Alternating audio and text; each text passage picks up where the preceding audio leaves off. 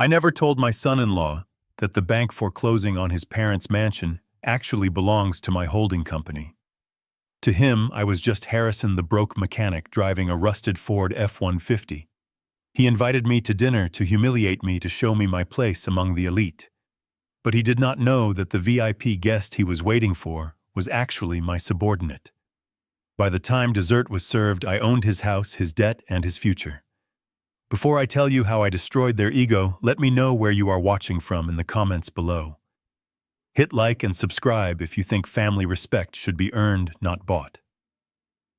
The gravel crunched loudly under the tires of my 2005 Ford F-150 as I turned into the driveway of the sprawling estate in Greenwich, Connecticut. The truck was a beast of burden, much like myself. It had 300,000 miles on the odometer, and the muffler had developed a cough that sounded like a gunshot every time I took my foot off the gas pedal. In any other neighborhood, this truck would be seen as a reliable tool of the trade. Here among the manicured hedges and marble fountains, it looked like a stain on a silk dress. I checked my reflection in the rearview mirror. My face was lined with 70 years of sun and hard labor. I wore my favorite Carhartt jacket, the canvas faded to a pale beige at the elbows, and a simple plaid shirt buttoned to the collar. I did not look like the founder of Bennett Logistics. I did not look like a man who signed checks that could buy this entire neighborhood. I looked exactly like what my daughter Lily had asked me to be, a simple retired man living on a pension. As I shifted the truck into park, the engine gave one last violent shudder and died. Silence returned to the driveway, but it was broken almost immediately by a voice that dripped with annoyance. "Hey you, move that pile of scrap metal." I looked out the window. A man in his 60s was striding toward me. He was wearing a navy blue suit that shimmered a little too much under the porch lights. His shoes were patent leather, and his face was an unnatural shade of orange that spoke of too many hours in a tanning bed. This was Preston Sterling, the father of my son-in-law Brandon. I opened the heavy door of my truck and stepped out. My work boots hit the pavement with a heavy thud. Before I could even open my mouth to introduce myself, Preston reached into his pocket and pulled out a key fob. With a flick of his wrist, he tossed it at me. "Here, take the Porsche to the overflow lot around the back, and be careful. That car costs more than your entire life earnings." The keys sailed through the air. I did not raise my hand to catch them. I simply stood there, my hands deep in my jacket pockets, watching as the shiny fob hit the center of my chest and fell into the dirt with a pathetic clinking sound. Preston stopped. His jaw dropped slightly, his eyes widening in disbelief. He looked from the keys in the dirt to my face, his expression shifting from arrogance to pure anger. "Are you deaf or just stupid? I said move your truck and park my car. We have a VIP guest arriving in 10 minutes, and I do not want this eyesore blocking the entrance." I looked down at the keys near my boots, then back up at him. I kept my voice calm, the same level tone I used when negotiating multi-million-dollar contracts with union leaders. "I am not the valet." Preston blinked. He took a step closer, squinting at me as if trying to decipher a foreign language. "Then who the hell are you?" "The gardener. Did you come to fix the sprinklers? Use the service entrance on the side." I took a deep breath. I could smell the cheap cologne radiating off him, a scent trying too hard to mask the smell of desperation. I knew his type. I had fired dozens of men like him over the years, men who spent more time polishing their image than doing the work. "I am Harrison Bennett," I said quietly. "I am Lily's father." The silence that followed was heavy. Preston did not look embarrassed. He did not apologize. Instead, a slow, sneering smile spread across his face. He looked me up and down, taking in the frayed cuffs of my jacket and the oil stains on my boots. He let out a short, barking laugh. "Oh, I see. You are the mechanic." He said the word mechanic like it was a disease. He turned his head toward the house and shouted, "Brandon, your father-in-law is here." He parked his junk heap right in front of the fountain. He turned back to me, shaking his head with exaggerated pity. My son told me you were a simple man, Harrison. I just did not realize you were this destitute. Look at this truck. It is leaking oil on my cobblestones. Do you have any idea how much it costs to clean imported stone? I looked at the ground. There was indeed a small drop of oil, but I also looked at the cobblestones. My experience in logistics included building warehouses and paving miles of industrial lots. I knew stone. These were not imported. They were stamped concrete made to look like stone. Cheap. Just like the man standing in front of me. I decided not to point that out. Not yet. I am just here to see my daughter, I said. Preston waved his hand dismissively. Yes, yes. Just move the truck. Park it on the street outside the gate. I cannot have Mr. Jameson seeing this wreckage when he arrives. He is a man of significant importance. A captain of industry. Not exactly company you are used to keeping, I assume. Jameson. The name almost made me smile. Jameson was my chief operating officer. He was coming here on my orders to collect a debt, but Preston clearly thought he was coming to invest in some fantasy business venture. I was about to climb back into my truck to move it simply to avoid a scene when the front door of the mansion flew open. Dad. It was Lily. My little girl. She was wearing a dress that looked new and expensive, and her hair was done up in a complex twist. She looked beautiful, but her face was pale. She hurried down the steps, her high heels clicking rapidly on the concrete. For a second, I thought she was running to hug me. I braced myself ready to catch her just like I did when she was 5 years old and scraped her knee. But she stopped 3 feet away. Her eyes darted to the neighbor's house, then to the street, then back to my truck. She did not look happy. She looked terrified. Dad, what are you doing? She hissed, her voice a harsh whisper. Why did you bring the truck? I looked at her confused. It is my vehicle, Lily. It is how I get around. She grabbed my arm not affectionately, but with a frantic grip. She pulled me slightly to the side away from Preston, who was watching us with amusement. I told you to rent a sedan, or take an Uber. Look at this thing, Dad. It is embarrassing. Brandon's parents are watching. The neighbors are watching. I felt a cold knot form in my stomach. This was the girl I had worked 18-hour days for. This was the girl whose college tuition I paid for in full, so she would never have to take a student loan. I remembered the nights I came home smelling of diesel and grease, too tired to eat, but happy because I knew I was building a future for her. I thought you wanted me to come to dinner. I said, my voice sounding older than I felt. I did. She said, desperate tears forming in her eyes. But I asked you to try. Just for one night. Could you not just pretend to be normal? Normal. To Lily, normal meant debt.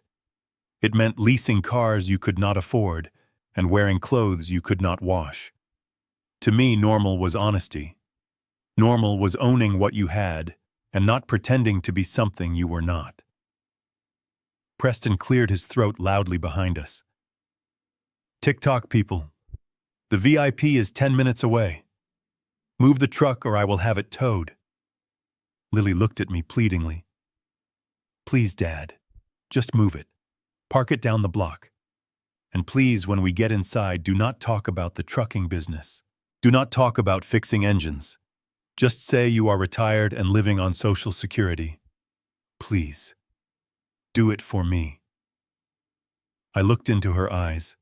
I searched for the daughter who used to sit in the cab of my truck and pretend to drive. I searched for the girl who used to tell me I was her hero. I could not find her. In front of me was a woman consumed by the need to impress people who did not care about her. Okay, Lily, I said softly. I will move the truck. Thank you. She breathed out relief washing over her face.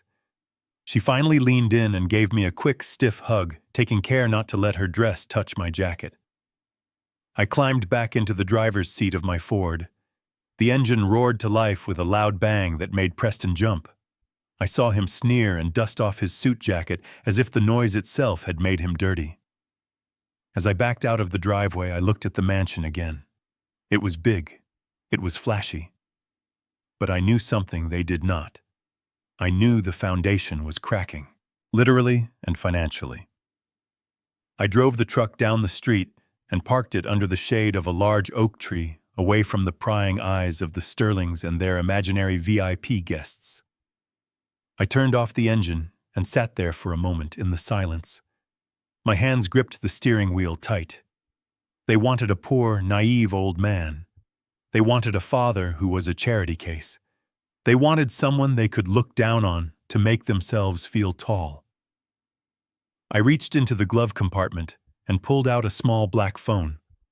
It was not the cheap flip phone I carried in my pocket for show. This was a satellite encrypted device. I checked the screen. One new message from Jameson. "Boss, the paperwork is ready. We own the debt. I will be there in 20 minutes. I put the phone back and stepped out of the truck. The cool evening air hit my face. I smoothed down my Carhartt jacket. "All right, Lily," I whispered to the empty street. "You want me to play the part of the poor fool. I will play it, but you are going to hate the ending of this play." I began the long walk back to the gate, my heavy boots echoing on the pavement, marching toward a dinner that would cost them everything they had. Lily did not lead me through the front door. Instead, she took a sharp left, grabbing the rough fabric of my sleeve and pulling me toward the shadows of the detached three-car garage. The sun had fully set now, and the security lights hummed overhead, casting long, clinical shadows against the white stucco walls. I stumbled slightly as she yanked me out of the view of the main house. I thought for a moment she wanted to talk privately, to ask how I was really doing. It had been 6 months since I last saw her. I wanted to tell her about the expansion of the Western distribution hub, or how I had finally decided to step down from the daily operations of the company. I wanted to tell her that I missed her mother, and that the big house felt empty, without the noise of family. But when she finally let go of my arm, she did not look at my face. She looked at my boots. "Stand still, Dad," she commanded, her voice trembling with a mixture of anxiety and irritation. She reached out and began brushing invisible dust off the shoulder of my jacket. Her hands were frantic. She picked at a loose thread on my collar.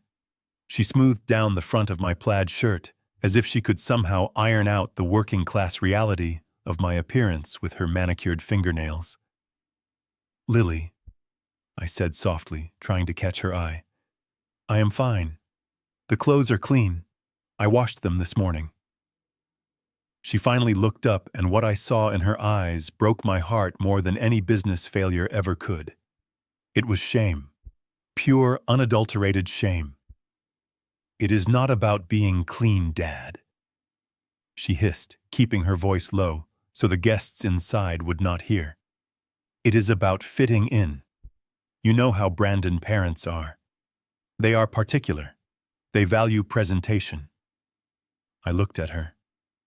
My little girl. I remembered the day she was born. I was driving a delivery route in Ohio when I got the call. I drove 10 hours straight back to the hospital. I walked in smelling of diesel and sweat, and when I held her, she did not care about presentation. She just held my finger. Now she was afraid to touch me. "What do you want me to do, Lily?" I asked. "Do you want me to leave?" "No," she said quickly, shaking her head. "No, you cannot leave. That would be rude. But please, just listen to me. Tonight is important. Brandon is trying to close a deal with his father. They are talking about millions of dollars, Dad." Millions.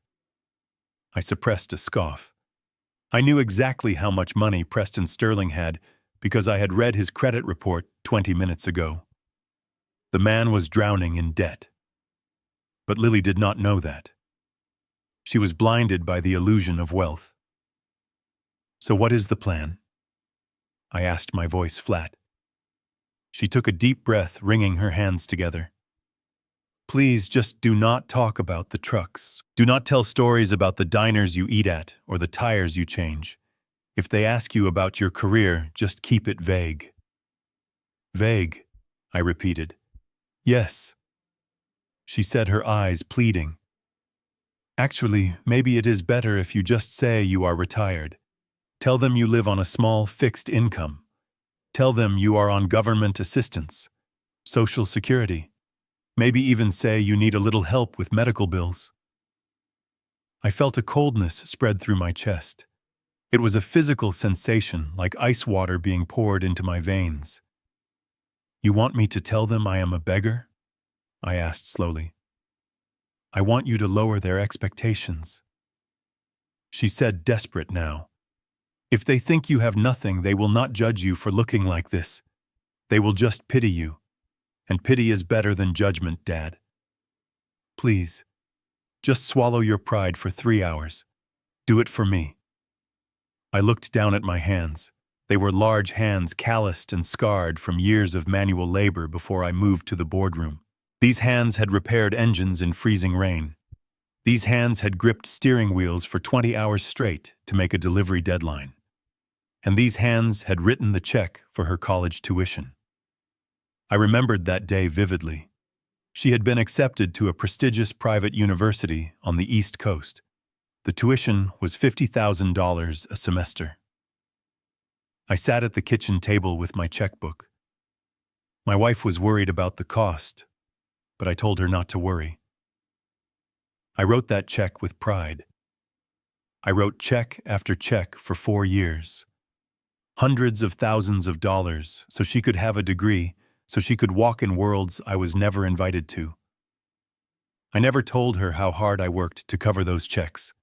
I never told her about the contracts I fought for, or the competitors I crushed to ensure her future. I let her think it was easy. I let her think money just appeared. And now, because I had shielded her from the struggle, she was ashamed of the source. She wanted me to play the role of a failure because she could not accept that her father was a success on his own terms. "Okay, Lily," I said finally, my voice barely a whisper. "I will do it. I will be the poor old man on Social Security." She let out a breath she had been holding, and her shoulders sagged with relief. "Thank you, Dad," she said. "You have no idea how much this means to me. Brandon is under so much pressure. We just need tonight to go smoothly." She reached out to hug me again, but stopped herself. Instead, she patted my arm awkwardly. "Just try not to eat too fast," she added, "and use the napkin. Victoria hates it when people wipe their mouths with their hands." Before I could respond, the side door of the garage opened. Light spilled out onto the driveway, illuminating us like deer in headlights. Brandon stepped out.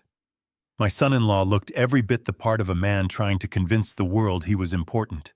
He was wearing a suit that was cut too slim for his frame and a watch that was too big for his wrist. I recognized the watch immediately. It was a knockoff of a Rolex Submariner. I knew because I owned 3 real ones. His had the wrong bezel thickness. He saw us standing there and checked his phone with an exaggerated sigh. "Jesus, Lily," he said, his voice dripping with impatience. "What are you doing out here?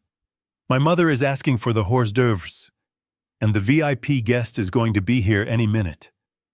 I was just helping Dad," Lily said quickly, stepping away from me as if I were contagious. He got lost finding the door. Brandon turned his eyes to me. There was no warmth in them, no respect. He looked at me the way one looks at a stain on a carpet that refuses to come out. "Well, hurry up," he snapped. "And Dad, do me a favor. Try to stand downwind of the guests. You smell like a gas station." I did not smell like gas. I smelled like expensive sandalwood soap and the crisp mountain air of my estate in Montana. But Brandon only smelled what he wanted to smell. He smelled his own prejudice. He reached up and adjusted his tie. It was a bright red silk tie with a Gucci pattern. I could tell from 5 feet away that the stitching was uneven. Nice tie, Brandon, I said, keeping my face neutral. He puffed out his chest slightly. Thanks. It is imported. Cost a fortune. But you wouldn't know anything about that, would you? He laughed a short, cruel sound. Come on, inside. And try not to touch the walls. We just had them painted. He turned on his heel and walked back toward the house, not waiting to see if we followed. Lily gave me one last pleading look before hurrying after him. I stood there for a moment alone in the dark driveway. I reached into my pocket and touched the cold metal of my phone. Imported. I whispered to myself. I knew exactly where that tie came from. It came from a shipping container in one of my warehouses in Newark seized by customs last month for trademark infringement. It was garbage. Just like the man wearing it. I took a deep breath, filling my lungs with the cool night air. I was about to walk into a lion's den armed only with my wits and a secret that could level this entire house. They wanted a show. They wanted a poor, helpless old man to kick around. I adjusted my collar and began to walk toward the light. I would give them the performance of a lifetime. And then I would bring down the curtain. The transition from the cool night air into the foyer of the Sterling estate was like stepping into a museum dedicated to bad taste. The air inside was thick with the smell of synthetic lavender air freshener, masking the faint underlying odor of damp drywall. Crystal chandeliers hung from the ceiling, but they were hung too low, creating a claustrophobic feeling rather than one of grandeur. I wiped my boots on the welcome mat carefully, even though they were already clean, but I knew it would not matter. In this house, I was the dirt. We moved toward the dining room. The space was cavernous, painted in a shade of gold that was meant to look royal, but ended up looking like mustard under the harsh, recessed lighting. A long table dominated the room set for 6 people. The centerpiece was a massive floral arrangement that looked plastic even from the doorway. And then I saw her. Victoria Sterling. She was standing at the head of the table adjusting a napkin with the precision of a surgeon.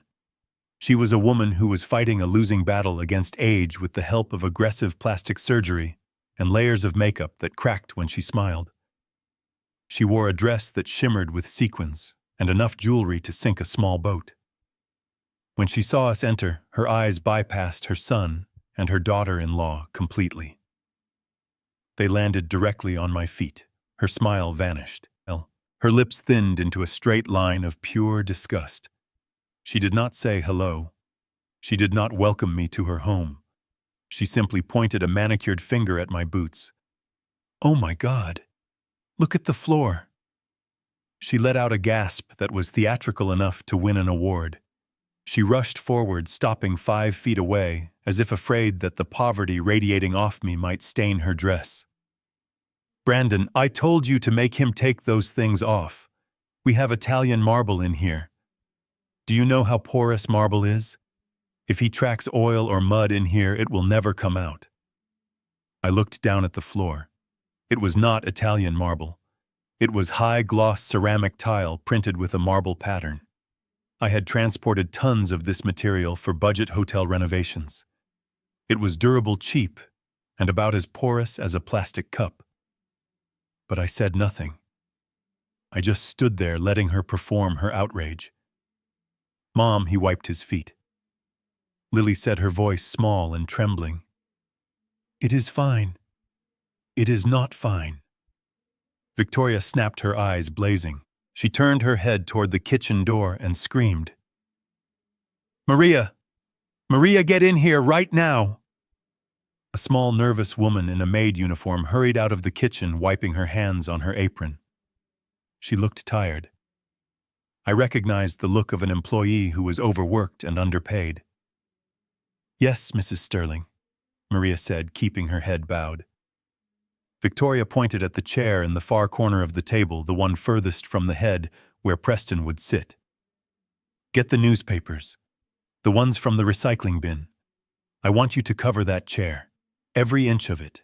The seat, the backrest, everything. Maria looked confused for a second, glancing from Victoria to me and back again. She saw a guest standing there, an older man, and the hesitation on her face showed she had a conscience.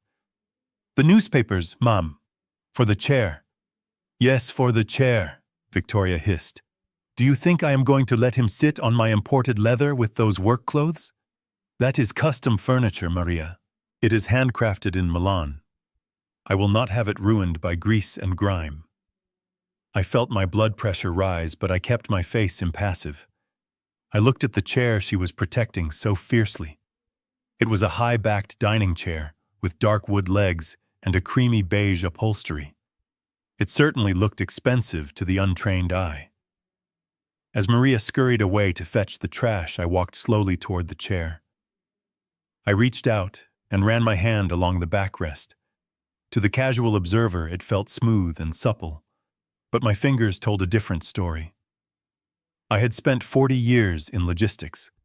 I had shipped everything from raw steel to delicate electronics. I knew materials. Real Italian leather has a distinctive grain, a warmth that responds to human touch. It breathes. It has imperfections that prove its authenticity. This material was cold. It was lifeless. It was perfectly uniform because it was synthetic. I pressed my thumb into the cushion. It did not wrinkle like skin. It bounced back with a rubbery resistance. This was bonded leather. A slurry of leather scraps and polyurethane sprayed over a fabric backing. And the frame underneath was not solid oak or mahogany. I could tell by the weight and the hollow sound it made when my boot grazed the leg. It was compressed wood pulp. I knew this chair intimately. In fact, I knew exactly where it came from. My company, Bennett Logistics, had secured a massive contract last year to handle the shipping for a discount furniture manufacturer based in Shenzhen. We had moved 50,000 units of this exact model to a chain of budget home stores across the Midwest. The wholesale price on the manifest was $48.50 per unit. Victoria probably paid $500 for it, believing the lie on the price tag, just like she believed the lie of her own importance. She was protecting a $50 fake with the ferocity of a museum curator protecting a Picasso. Maria returned with a stack of old newspapers. Her hands were shaking slightly as she approached me. She whispered a quiet apology that only I could hear as she began to lay the papers over the beige upholstery. She covered the seat. She draped the sports section over the back. She even put a coupon circular on the floor under the table for my feet. It was a spectacle of humiliation. I stood there and watched as my seat was prepared like a crate for a dirty dog. Lily had turned away, pretending to admire a painting on the wall to hide her tears. Brandon was checking his reflection in the china cabinet, ignoring the scene entirely. "There," Victoria said, clapping her hands together as if she had just solved a global crisis. "That should protect the investment." "You can sit now, Mr. Harrison." She gestured to the newspaper-covered chair with a benevolent smile, as if she were doing me a favor. I stepped forward. The newspapers crinkled loudly as I sat down. The sound was sharp and jarring in the quiet room. Crunch, crinkle, snap. Every movement I made created a cacophony of noise, drawing attention to my presence, drawing attention to my status as the outsider. I settled into the chair. The fake leather beneath the paper felt hard and unforgiving. I rested my arms on the table, being careful not to let my sleeves touch the tablecloth. Victoria took her seat at the opposite end of the table. She smoothed her dress and looked at me with a tilt of her head, a look of faux sympathy plastered across her face. "You must forgive me for being so particular," she said, her voice dripping with artificial sweetness. "We just value quality in this house. We work very hard to surround ourselves with the finer things." She paused, waiting for me to acknowledge her superiority. When I just stared back at her, she continued, her smile widening into a smirk. "Besides, I am sure you are more comfortable this way. I imagine you are not used to sitting on such delicate furniture. Someone in your line of work probably feels more at home on a plastic folding chair, or perhaps a straw mat on the floor. Am I right?" She laughed, a tinkling sound that grated on my nerves like metal on glass. Brandon joined in, chuckling as he poured himself a glass of water. "Yeah, Dad is not big on luxury, Mom," Brandon said. "He thinks a recliner from the thrift store is high class." I sat there on my throne of garbage, listening to the crinkle of the newsprint beneath me. I looked at the woman who thought she was a queen. I looked at the son-in-law who thought he was a prince. And I looked at the cheap factory-made chair that they worshipped as a throne. They were drowning in debt, borrowing money to buy trash that looked like treasure, while mocking the man who could buy their entire reality with the change in his pocket. "It is fine, Victoria," I said, my voice steady and calm. "I understand completely. You have to protect what you own, especially when it is so fragile." I ran my finger along the edge of the table. It was veneer, not solid wood. Just another layer of fake on top of fake. "I am very comfortable," I added. Victoria beamed, satisfied that she had put me in my place. She picked up a small silver bell and rang it. "Good. Now that we are all settled, let us have some wine. Brandon, bring out the reserve, the bottle we have been saving for the investor. Let us give Mr. Harrison a taste of what real success tastes like." As Brandon moved to the sideboard to get the wine, I shifted in my seat. The newspaper beneath me shifted, revealing a headline from the business section near my thigh. It was an article about the rising cost of bankruptcy filings in the state of Connecticut. I suppressed a smile. The irony was delicious. I was literally sitting on their future. I adjusted my napkin and prepared myself. The chair was fake. The marble was fake. The leather was fake. And soon I would find out if the wine was fake too. But the lesson I was about to teach them, that would be very real. The silence in the dining room was only broken by the sound of Preston clearing his throat, a sound that demanded attention like a gavel in a courtroom. He walked over to the mahogany sideboard, which was actually particle board, with a veneer finish, and picked up a bottle of wine that had been sitting there like a sacred relic. He held it by the neck, cradling the base with his other hand, presenting it to the room as if he were holding the Holy Grail. "Gentlemen and ladies," Preston announced, his voice booming with self-importance. "Tonight is a celebration of new beginnings, so I decided to open something truly special from my private cellar. This is a Chateau Lafite Rothschild, 1982. He paused for effect, waiting for the gasps of admiration. Brandon let out a low whistle of appreciation, shaking his head in disbelief. "No way, Dad," Brandon said, eyes wide. "Eyes. That bottle is worth like $3,000. Are you serious? We are going to drink that tonight." Preston smiled, a benevolent grin that did not reach his cold eyes. He walked around the table, holding the bottle out so everyone could see the label. It looked old. The paper was yellowed and slightly peeling at the corners, and there was a layer of dust on the glass that looked suspiciously uniform, like it had been applied with a spray can. "For the right occasion, nothing is too expensive," Preston said. "And with the deal we are about to close tonight, I think we deserve the best." He produced a corkscrew and began the ritual of opening the bottle. He made a show of cutting the foil, twisting the screw, and pulling the cork with a dramatic pop. He sniffed the cork, closing his eyes and letting out a moan of pleasure that made me want to gag. "Exquisite," he whispered. "Simply exquisite. The tannins have matured perfectly." He moved around the table, pouring the dark red liquid into the large crystal goblets. First for Victoria, who held her glass out with a trembling hand, as if receiving a sacrament. Then for Lily, who looked terrified that she might spill a drop on the tablecloth. Then he poured a generous amount for Brandon, and finally he filled his own glass.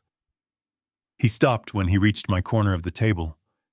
He looked at my empty glass, then at the bottle, then at me. A look of mock consideration crossed his face.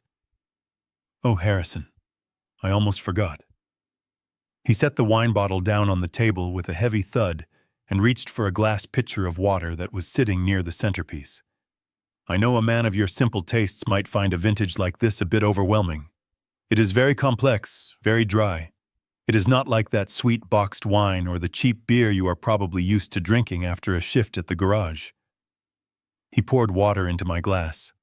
It was lukewarm. I could see the condensation on the pitcher was gone. Besides, he continued, his voice dripping with condescension, it would be a sin to waste a $3,000 bottle on a palate that cannot distinguish between a Bordeaux and grape juice. You understand, right?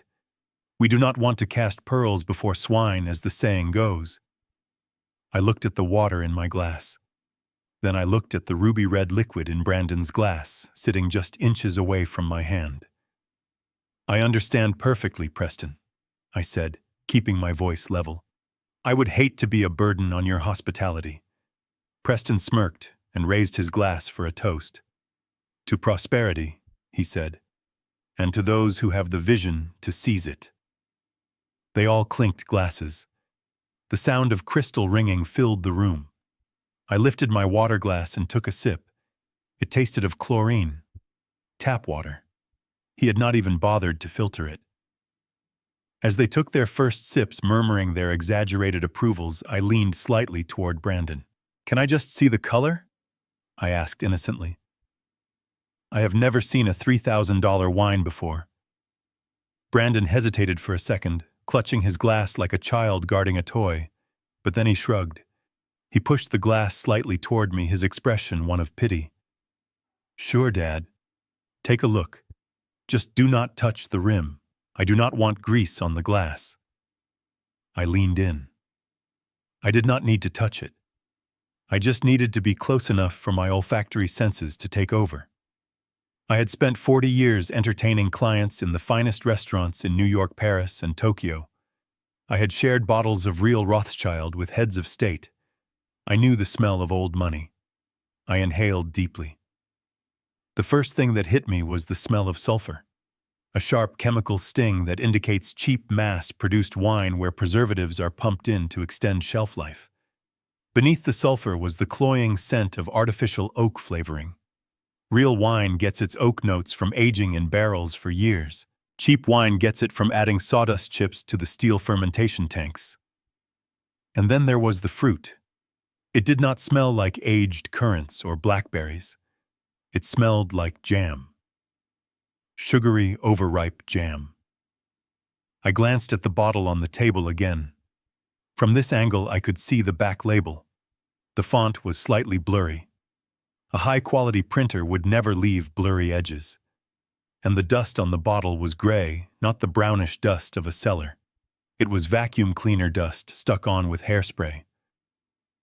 This was not a 1982 Rothschild. This was a $12 bottle of generic red blend, probably bought at a gas station or a bulk discount store, decanted into an old bottle and sealed with a fake cork. It was the beverage equivalent of Preston himself. Flashy on the outside, rotten on the inside. I looked up to see Preston watching me closely, waiting for me to look jealous, waiting for me to look defeated. I decided to give him what he wanted. I pulled back from the glass and shook my head, my eyes wide with feigned wonder. Wow, I whispered. Preston leaned forward, eager for the praise. What is it, Harrison? What do you smell? I smell money, I said, letting a tone of awe creep into my voice. It smells thick, like it has been waiting a long time. I have never smelled anything like that in my life. Which was technically true. I had never smelled anything that awful passed off as something that expensive. Preston leaned back in his chair, satisfied. He took another large gulp of the swill, swishing it around in his mouth and swallowing with a loud gulp. Exactly, he said, wiping his lips with a linen napkin. That is the smell of sophistication, Harrison. It is a world you can only observe from the outside. But do not feel bad.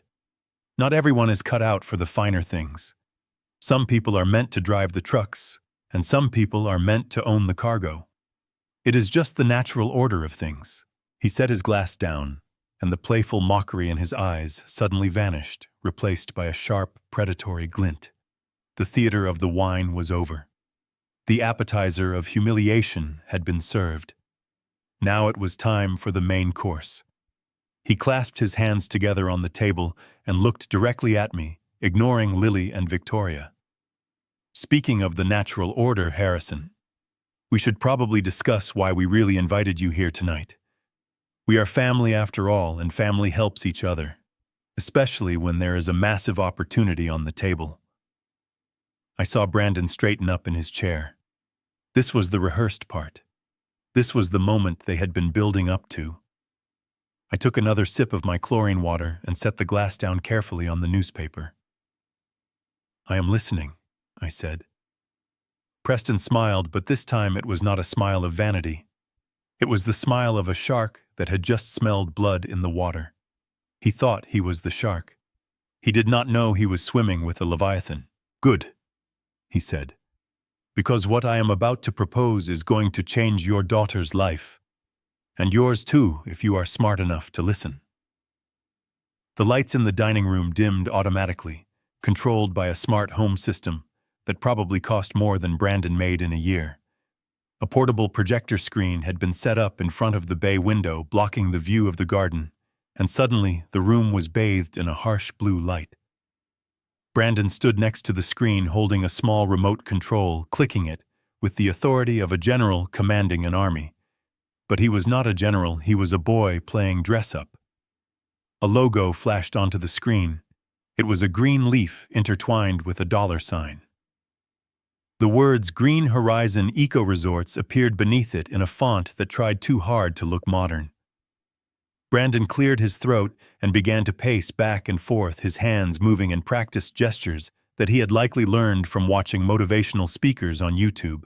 "The future of real estate is not in ownership," he declared, his voice rising. "It is in experiences. We are building a fully sustainable off-grid luxury retreat for the digital nomad generation.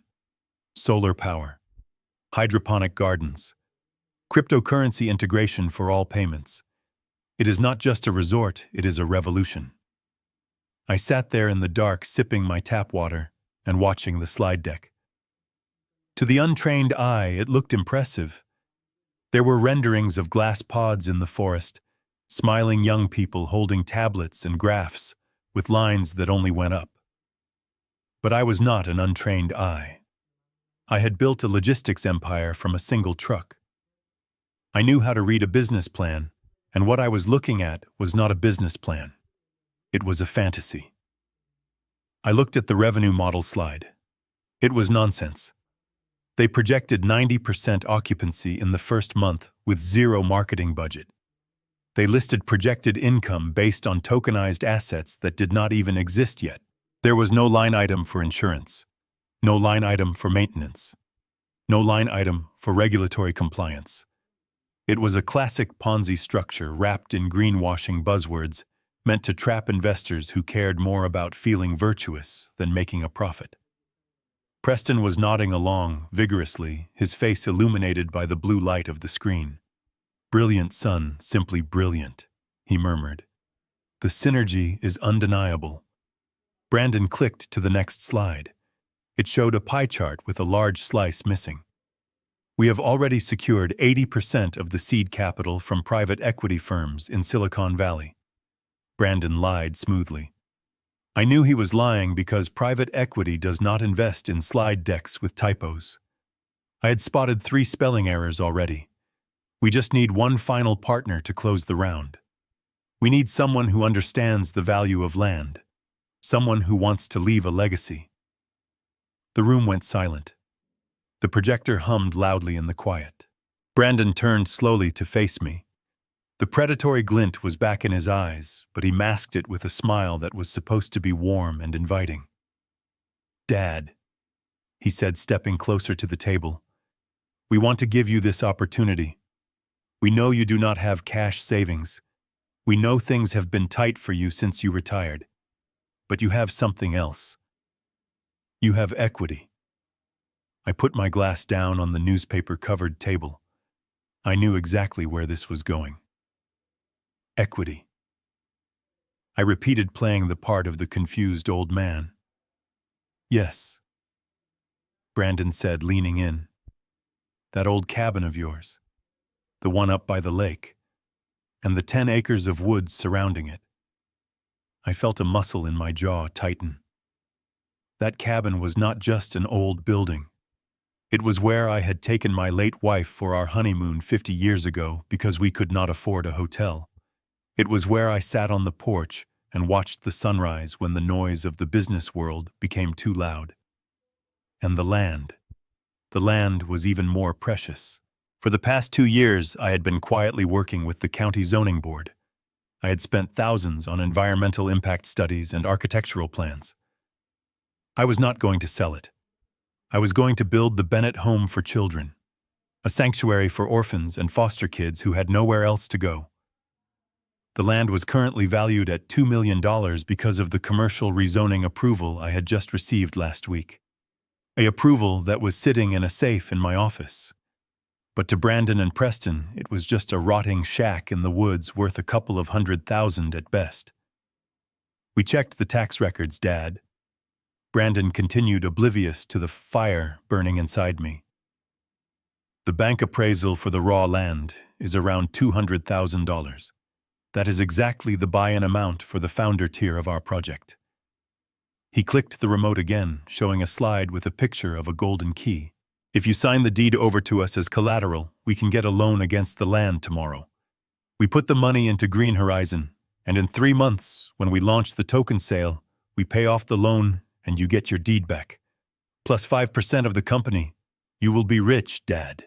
You will never have to drive that old truck again. Preston chimed in, his voice oily and persuasive. It is a no-brainer, Harrison. The land is just sitting there doing nothing. It is a dead asset. Let the boys turn it into a gold mine. Think of it as your contribution to Lily Future. Do you not want your daughter to be the wife of a mogul? I looked at Lily. She was staring at her plate, her hands twisting a napkin into a tight knot. She knew how much I loved that cabin. She knew I had planned to retire there before I decided to turn it into an orphanage. But she said nothing. Her silence was a betrayal louder than any scream. I looked back at Brandon. He was waiting, his hand extended as if expecting me to shake it right then and there. Let me get this straight, I said slowly, keeping my voice steady. You want me to mortgage my home, the only thing I own free and clear, and you want me to give you the money for a business that has not built a single room yet. It is not a mortgage, Dad, it is leverage. Brandon corrected me, sounding annoyed that I was not jumping for joy. And we have not built yet because we are smart. We are lean. That is how modern business works. I leaned back in the creaking chair.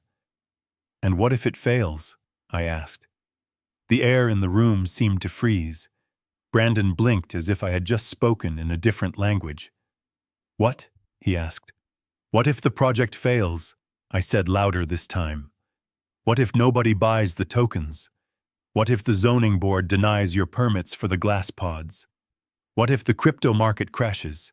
If the business fails, the bank takes my land. I lose my home. I lose everything. What is the guarantee, Brandon? Brandon let out a sharp, exasperated breath. He looked at his father, then back at me, shaking his head with a look of pure disdain. Preston laughed, a harsh, mocking sound. Oh, Harrison, you really are a simpleton, aren't you? Brandon slammed the remote down on the table. The sound made Lily jump. This is exactly why you are poor, Dad. Brandon spat the words out. This is why you spent your whole life fixing other people's cars instead of owning the dealership. You are paralyzed by fear. You have a poverty mindset. He walked around the table, looming over me. Rich people do not ask what if it fails. They ask how big will it win. You are thinking about protecting a rotting piece of wood in the middle of nowhere while I am trying to build an empire. I am trying to help you. I am trying to pull you out of the mud, but you are too busy hugging the dirt to notice. He gestured to the screen where the dollar sign was still glowing. You think small, Harrison. That is your problem. You have always thought small. That is why you drive a truck. That is why you sit on newspapers. And that is why you are going to stay a loser unless you listen to people who are smarter than you. I looked up at him. I looked at his cheap suit. I looked at his desperate eyes. He was talking about being smart while trying to hustle a man who had forgotten more about business than he would ever learn. He called it a poverty mindset. I called it risk management. But I did not say that. I just looked at him with the wide, watery eyes of a scared old man. I just do not want to be homeless, Brandon. I said, my voice trembling slightly. Brandon rolled his eyes and looked at Lily. Talk to him, Lily. Explain it to him before I lose my patience. We need that deed signed tonight. The bank is expecting the paperwork first thing in the morning. He turned his back on me, walking over to pour himself another glass of the fake wine, confident that he had already won. He did not see the look on my face change. He did not see the calculation in my eyes. He wanted the deed. Fine. I would give him a piece of paper. But it would not be the paper he thought it was. And the lesson I was about to teach him would cost a lot more than $200,000. The room fell into a silence so heavy it felt like the air had been sucked out of the ventilation system. Brandon was breathing hard, his chest heaving slightly from his speech about synergy and crypto tokens. He stared at me, waiting for me to pull out a pen and sign away my life. But I just sat there. I kept my hands folded on the table, resting on the sports section of the newspaper Victoria had insisted on. My face was a mask of confusion and hesitation. I did not say no. I did not say yes. I just let the silence hang there. It is a negotiation tactic I learned 3 decades ago. When you want to see someone true colors, you just stop talking. Silence makes liars nervous. It makes them fill the void with their insecurities. And sure enough, the sterlings began to crack. Victoria was the first to speak. She did not look at me. She turned her head slowly toward Lily, her diamond earrings catching the blue light from the projector screen. She picked up her wine glass, swirling the fake vintage liquid around, before taking a delicate sip. Oh dear. She sighed, a sound that was meant to convey disappointment, but sounded more like a hiss. I am confused, Lily. I thought you told us your father was a devoted family man. I thought you said he would do anything for you. Lily flinched as if her mother-in-law had thrown the wine in her face rather than just words. She looked up from her lap, her eyes wide and fearful. He is, Lily stammered. He is a good father. He loves me. Victoria set the glass down with a sharp click against the table. Does he really? She asked, her voice dripping with poison disguised as concern. Because from where I am sitting, it looks like he cares more about a dilapidated shack in the woods than he cares about your future. We are offering you a chance to enter high society, Lily, to be secure, to be respected. And your father is standing in the way because of what? Sentimental attachment to some firewood. Preston leaned in, sensing the opening. He decided to play the role of the disappointed patriarch. It is a shame, really, he said, shaking his head. We treated you like a daughter, Lily. We welcomed you into this house even though, let us be honest, you come from a very different background.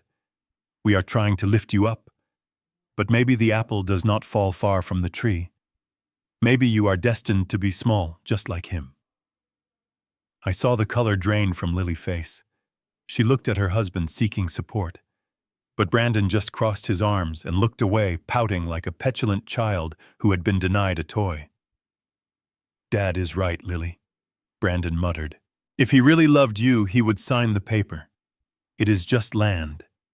It is dirt. Does he value dirt more than he values us? The manipulation was masterfully cruel. They were cornering her, forcing her to choose between the family she was born into and the family she was trying so desperately to impress. I watched my daughter crumbling under the weight of their expectations. I wanted to stand up. I wanted to flip the table and tell them exactly who I was, but I needed to know. I needed to see how deep the rot went. Lily turned to me. Her hands were trembling so badly she had to clasp them together to stop the shaking. Tears were streaming down her face, ruining the makeup she had spent an hour applying. "Dad," she whispered. I looked at her. I softened my expression, hoping she would see the father who used to carry her on his shoulders. "What is it, Pumpkin?" I asked, using her childhood nickname. "Please, Dad." She said, her voice gaining a desperate edge. "Just give them the deed." "I cannot, Lily," I said softly. "That is my home. It is where I live. It is where your mother and I spent our happiest years. If I sign it away and something goes wrong, I have nowhere to go." Something snapped in her eyes then. The fear turned into anger. The shame turned into resentment. She wiped her face aggressively, smearing mascara across her cheek. "Your home." She spat the word out. "Dad, look at you. You are 70 years old. You are living alone in the middle of nowhere. It is selfish." Selfish. The word hit me like a physical blow. "Yes, selfish." She continued, her voice rising in pitch. "You are holding on to a 3-bedroom house and 10 acres of land for one person. It is ridiculous. You cannot maintain it. The roof leaks. The heating is expensive. You are just wasting resources that could be used to build a life for me." I gripped the edge of the table. The roof did not leak. I had replaced it last year with premium slate. The heating was geothermal, but she did not know that because she had not visited me in 2 years. "So what do you suggest I do, Lily?" I asked, my voice barely audible. "If I give you the house, where do I sleep?" She took a deep breath and said the words that would haunt me for the rest of my life. "You go to a home, Dad. A nursing home." The room went deadly silent. Even Preston looked a little surprised by the brutality of it. I stared at her. I tried to find a trace of a joke in her eyes. I tried to find a hint that she was being coerced, but her eyes were hard. "There is a state-run facility in the next county," she said, rushing to justify herself. I looked it up. "They take people with low income. They take your Social Security check, and they give you a bed and meals. It is fine, Dad. You will have people your own age to talk to. You will be safe. You will not have to worry about cooking or cleaning." I felt a cold numbness spread from my chest to my fingertips. She had looked it up. She had researched state-run poorhouses for me. While I was sitting in my office planning a multi-million-dollar trust fund for her unborn children, she was planning to put me in a state facility where the elderly were warehoused until they died. "You want me to go to a state home?" I repeated slowly. "So Brandon can build crypto glamping pods." "It is not just about the pods," she screamed, slamming her hand on the table. "It is about me, Dad. Look at this house. Look at how they live. I want this. I deserve this. And you are standing in my way because you are too stubborn to let go of the past. You had your life. Let me have mine." Brandon walked over and put a hand on her shoulder. He did not look at her with love. He looked at her like a trainer whose dog had just performed a trick correctly. "She is right, Dad," Brandon said smugly. "It is the circle of life. The old make way for the young.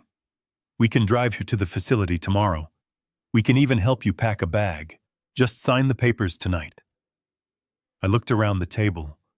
Victoria was smirking, polishing her nails on her napkin. Preston was pouring more of the fake wine, his eyes gleaming with greed. Brandon was looking at the deed. And Lily, my little girl, was looking at me with a mixture of hatred and desperation. I realized then that the daughter I raised was gone. She had been consumed by the envy and superficiality of this family. She was not a victim anymore. She was an accomplice. The pain was excruciating. It felt like my heart was being squeezed in a vice, But alongside the pain, there was something else. Clarity. Absolute crystal clear clarity. I knew exactly what I had to do. I let out a low groan and hunched over, slightly clutching my stomach. "Dad," Lily asked reflexively, stepping forward before stopping herself. I do not feel well," I stammered, playing up the frailty they expected. "My stomach. Maybe it was the water, or the excitement." Preston looked annoyed. "Oh, for God's sake," he muttered. "Do not die on us before you sign the paperwork, Harrison." "I just need a moment," I said, breathing heavily. "I need to go to the restroom. Just give me 5 minutes to catch my breath. Then we will talk about the signature." Brandon exchanged a look with Preston. A look of victory. They thought I was breaking. They thought the physical weakness was a sign of mental capitulation. "Fine," Brandon said, waving his hand toward the hallway. "Go handle your business. But do not take too long. The bank portal closes at midnight." I pushed myself up from the creaking chair. The newspaper stuck to my pants for a second before fluttering to the floor. I did not pick it up. I walked slowly out of the dining room, dragging my feet like a defeated old man.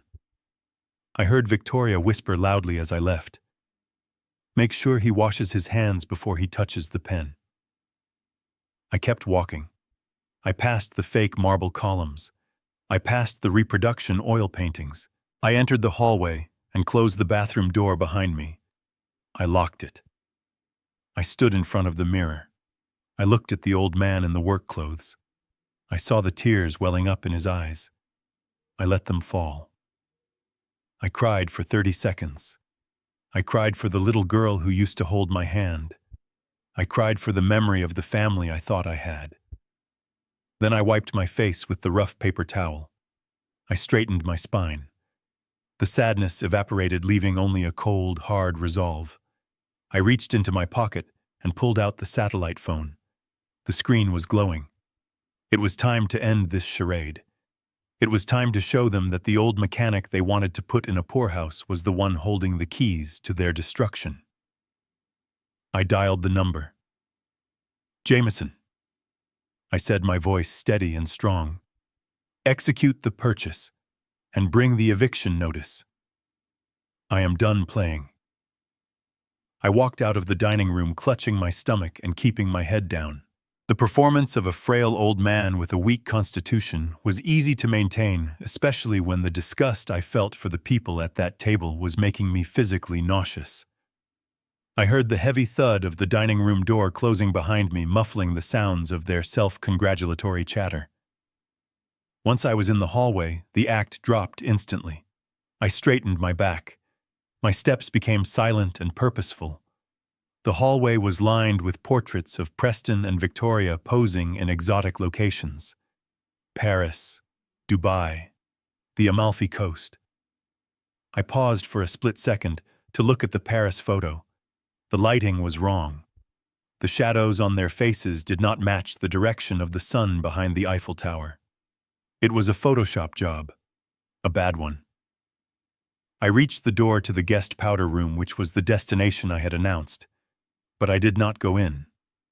Instead, I looked further down the corridor to the heavy double doors made of dark walnut that led to Preston's private study. The door was slightly ajar. My gut instinct, the same instinct that had saved my company from bankruptcy in the recession of 2008, screamed at me. There was something in that room. The answers to the desperation I had seen in Brandon's eyes were not in the dining room. They were in the office. I looked around. The house was quiet, except for the distant hum of the refrigerator in the kitchen. I slipped past the bathroom and pushed the office door open just enough to slide through. The room smelled of stale cigar smoke and cheap cologne. It was furnished to look like the command center of a titan of industry. There was a massive desk that looked like a reproduction of the Resolute desk in the Oval Office. Behind it, shelves were lined with leather-bound books. I walked over to the shelves and pulled one book out at random. It was light, too light. I opened it. It was a hollow box. The spine was just cardboard. I put it back. Everything in this house was a prop. I moved to the desk. This was where the facade cracked.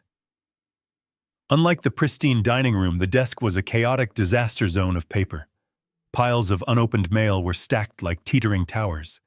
This was not the desk of a disorganized genius. This was the desk of a man who was afraid to open his mail. I turned on the small green banker lamp on the desk, keeping the main lights off to avoid detection. The pool of yellow light illuminated the top layer of the mess.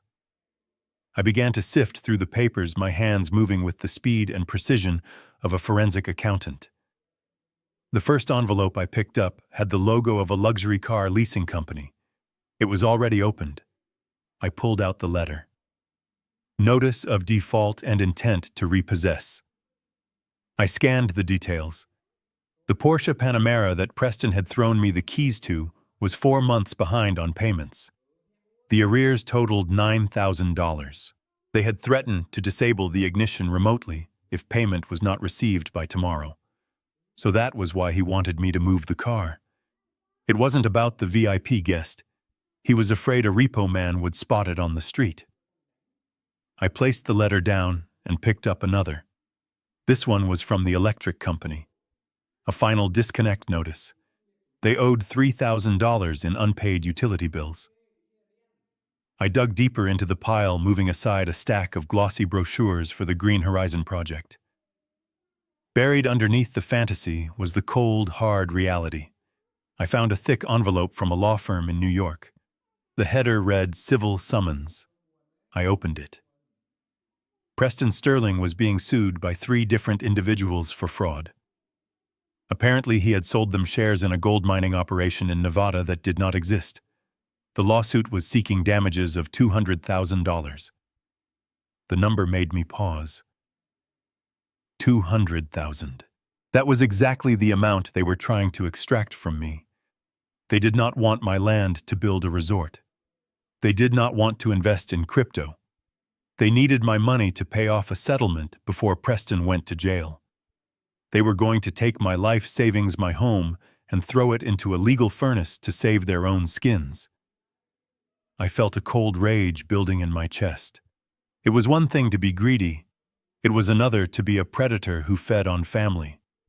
But the smoking gun was at the bottom of the drawer. It was a letter from a property management company based in Stamford. It was addressed to Preston and Victoria Sterling tenants. Tenants. I pulled the document closer to the light. It was an eviction notice. Dear Mr. and Mrs. Sterling, you are in violation of your lease agreement for the property at 12 Oakwood Drive. You are currently 6 months in arrears on your rent payments of $8,000 per month.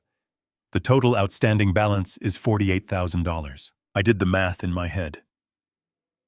$48,000, plus the car, plus the utilities, plus the lawsuit.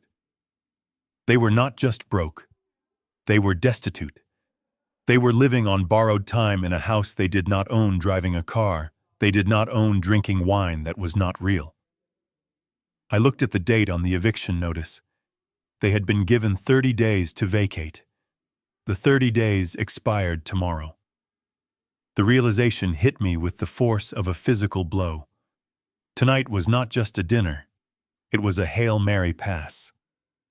If they did not get my signature on that deed tonight, they would be on the street in 24 hours. They were cornered rats, and cornered rats bite. I took out my phone and snapped photos of the documents. The eviction notice, the lawsuit, the car repo letter. I needed evidence. I needed to make sure that when I dropped the hammer, there would be no wiggle room. No way for them to spin a story to Lily. I was just focusing the camera on the car leasing agreement when I heard a sound that made me freeze. Footsteps. They were not the clicking heels of Lily or Victoria. These were heavy steps. The steps of a man. And they were coming from the hallway leading to the kitchen, which connected to the office through a side service door.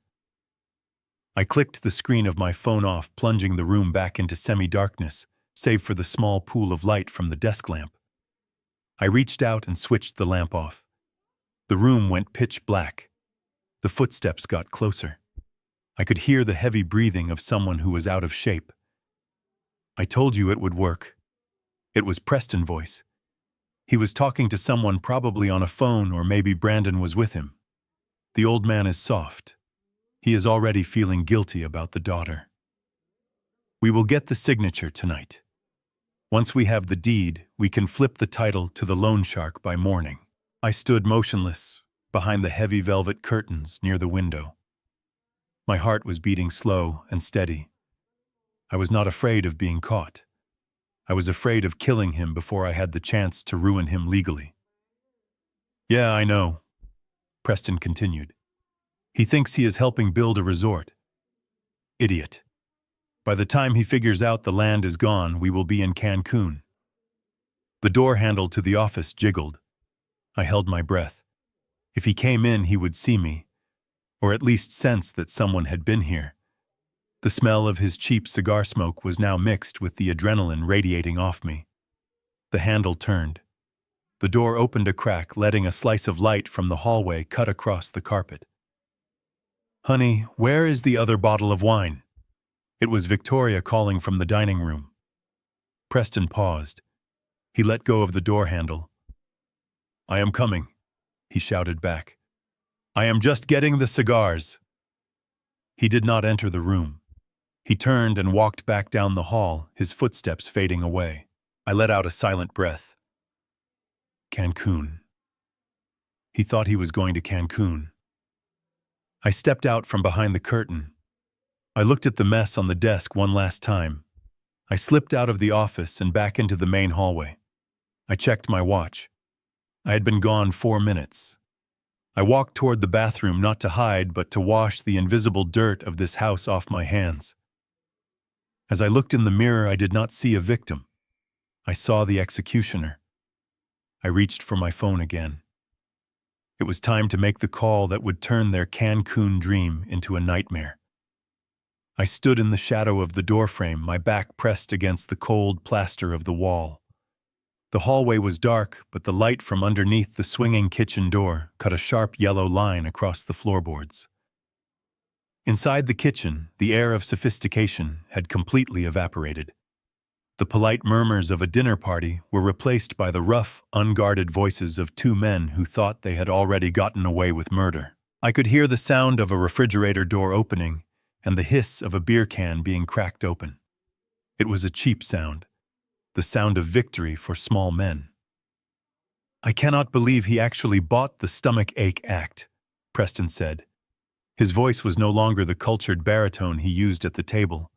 It was high-pitched and rasping with adrenaline. He practically ran out of the room.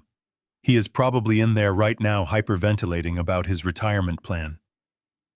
I heard Brandon laugh. It was not the nervous laugh he used in front of his wife.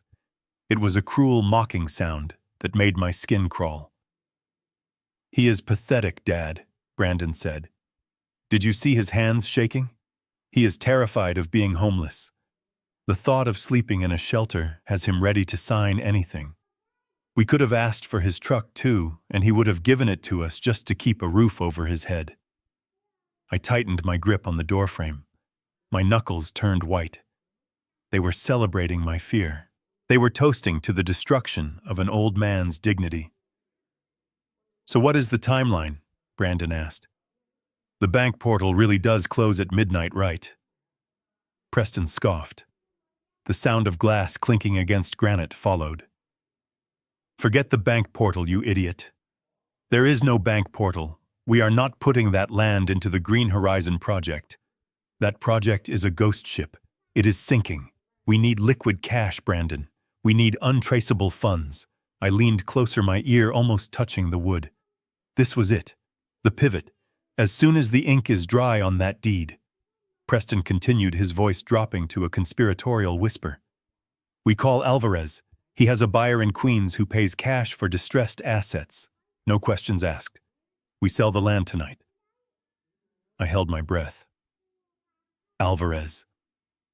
I knew that name. In the logistics world, Alvarez was known as a bottom feeder, a man who bought stolen warehouses and laundered money through real estate. If they sold to him, the land would be tied up in criminal investigations for decades. My orphanage would never be built. How much? Brandon asked. $150,000, Preston said. I almost gasped. They were planning to sell a $2 million property for less than 10% of its value. They were going to burn down a forest to roast a marshmallow. It was not just greed. It was stupidity of the highest order.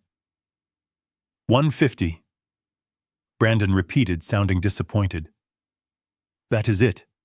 I thought you said it was worth 200. It is a fire sale, son. Preston snapped. We do not have time to negotiate. We take the 150. We pay the 48,000 to the landlord, so we do not get evicted tomorrow. We pay off the car, and the rest. The rest is our ticket out of here. Ticket to where? Mexico, Preston said. I have a friend in Cabo. We go down there for a few months. We lay low until the lawsuits in New York blow over. We live like kings on the exchange rate. By the time anyone realizes the land is gone, we will be drinking margaritas on the beach. There was a pause. The silence of the kitchen was heavy with the weight of their scheme. What about Lily? Brandon asked. I closed my eyes. This was the question that would determine if my son-in-law had any shred of humanity left. I prayed that he would hesitate. I prayed that he would say they could not leave her behind. Preston snorted. What about her? She is a liability, Brandon. She asks too many questions. Besides, she is the one with the credit score. When the dust settles, let the creditors go after her. She is young. She can declare bankruptcy. It builds character. I waited for Brandon to defend her. I waited for him to say that was his wife, that he loved her. Instead, I heard the sound of him taking a long drink of beer. Yeah, Brandon said slowly. I guess you are right. She is kind of dead weight anyway. She has been nagging me about getting a real job for months. It is exhausting. She is stupid too, Preston added. Just like her father. She believes anything you tell her. Tell her I went to Europe for business. Tell her you are going to set up the Mexico branch of the company. She will wait here like a loyal dog while the house of cards falls on top of her. I felt a physical pain in my chest, but it was not a heart attack. It was the death of the last ounce of mercy I had for these people. They were not just thieves. They were monsters. They were willing to leave my daughter to face financial ruin and homelessness while they ran away with the proceeds of my life work. And the old man? Brandon asked. What do we do with him? If we sell the land tonight, he is going to find out eventually. He is going to come looking for us. Preston laughed again, a dismissive wave of a hand that I could hear in his tone. Let him come. What is he going to do? Fix our car to death? He has no money. He has no lawyers. And once he signs that deed, he has no home. Preston lowered his voice. Listen to me, Brandon. Tonight after he signs, we put him in a cab. We send him to that state facility Lily found. The one in Bridgeport. It is a kennel for humans. They sedate them at night so they do not make noise. You drop him off at the front door and you drive away.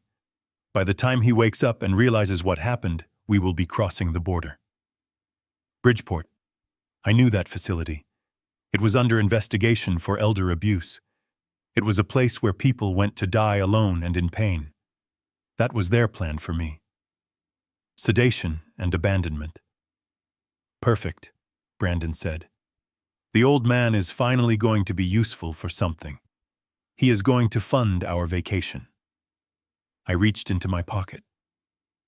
My hand found the cool metal of the phone. I did not look at the screen. I knew the buttons by heart. I pressed the side button 3 times. The haptic feedback buzzed against my thumb.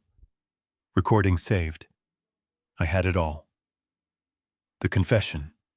The conspiracy, the intent to defraud, the admission of the fake eviction, the plan to abandon his wife.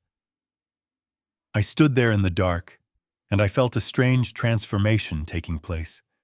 The shoulders that had been hunched in feigned weakness straightened out. The face that had been contorted with the pain of a disappointed father smoothed into a mask of stone. Harrison the mechanic was gone. He had left the building. Standing in the hallway now was Harrison Bennett, the man who had crushed union strikes in the 80s, the man who had negotiated hostile takeovers of rival shipping lines, the man who was known in the boardroom as the iceberg because you only saw 10% of his danger until it was too late. I took a deep breath. The air in the hallway tasted different now. It did not taste like fear. It tasted like gunpowder. I put the phone back in my pocket. I checked my watch. Jameson would be at the front door in exactly 3 minutes. I did not need 3 minutes. I needed 30 seconds to get back to the table and set the stage for the final act. I turned away from the kitchen door. My movements were fluid and silent. I walked back toward the dining room, but I did not walk like an old man anymore. I walked with the predatory grace of a lion returning to its kill. I pushed open the door to the dining room. Victoria was sitting there checking her reflection in a spoon. Lily was still staring at the table, her face stained with tears. They looked up as I entered. Victoria frowned.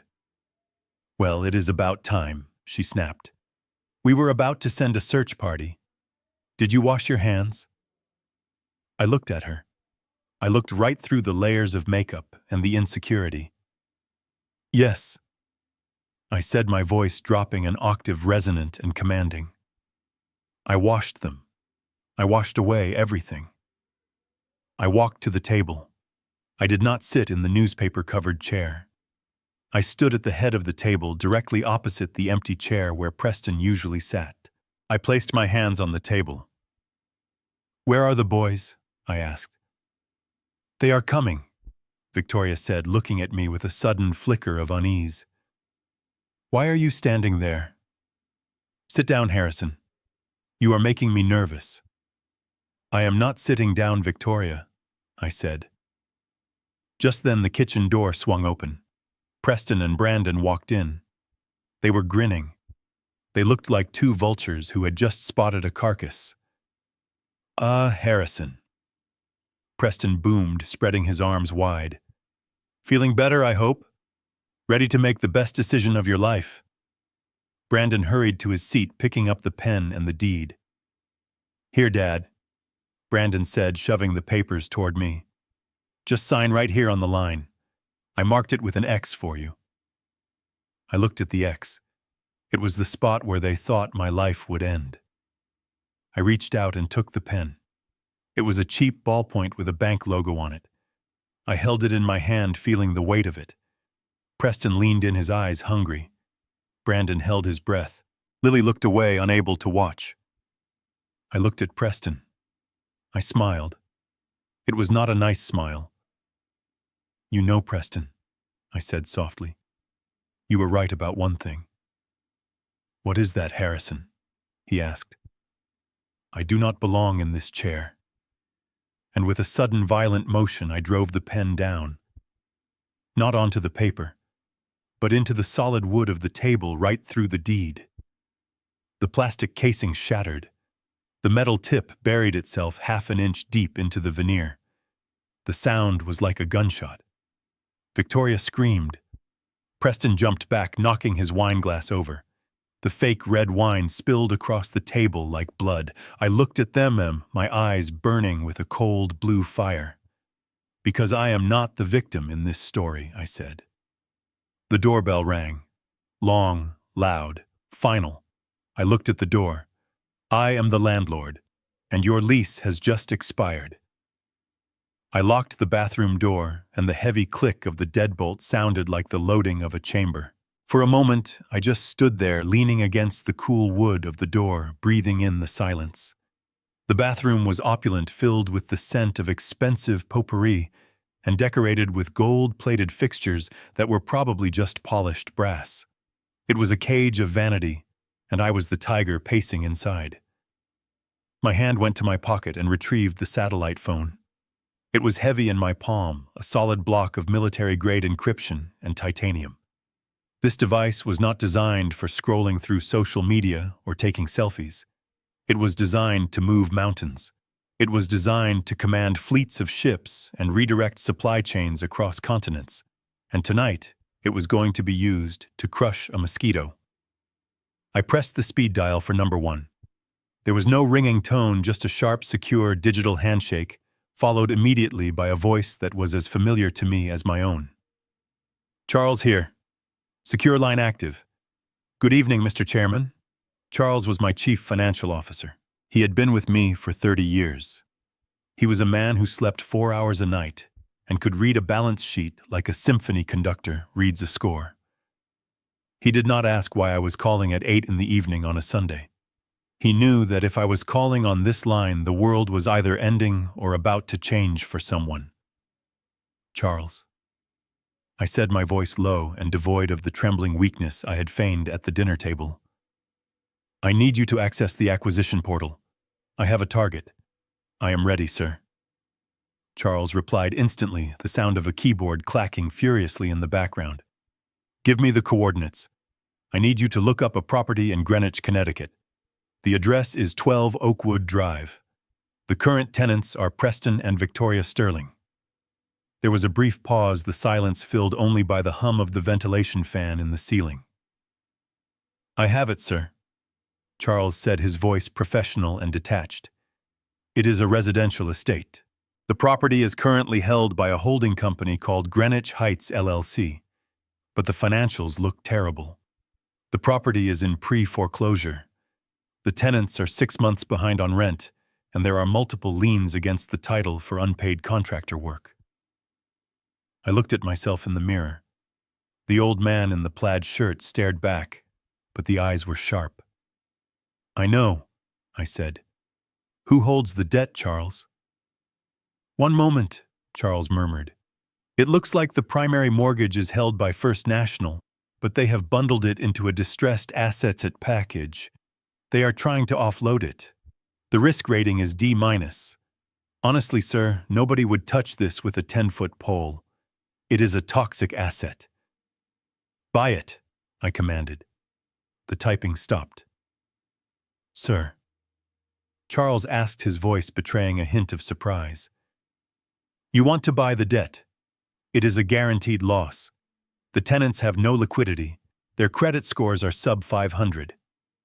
I did not ask for a risk assessment, Charles. I said, my voice hardening. I asked you to buy it. I want to own the mortgage. I want to own the lease. I want to own every single dollar of debt attached to the name Preston Sterling, and I want to own it in the next 10 minutes. There was a second of silence, then the typing resumed faster this time. Understood, sir. I am contacting the asset manager at First National now.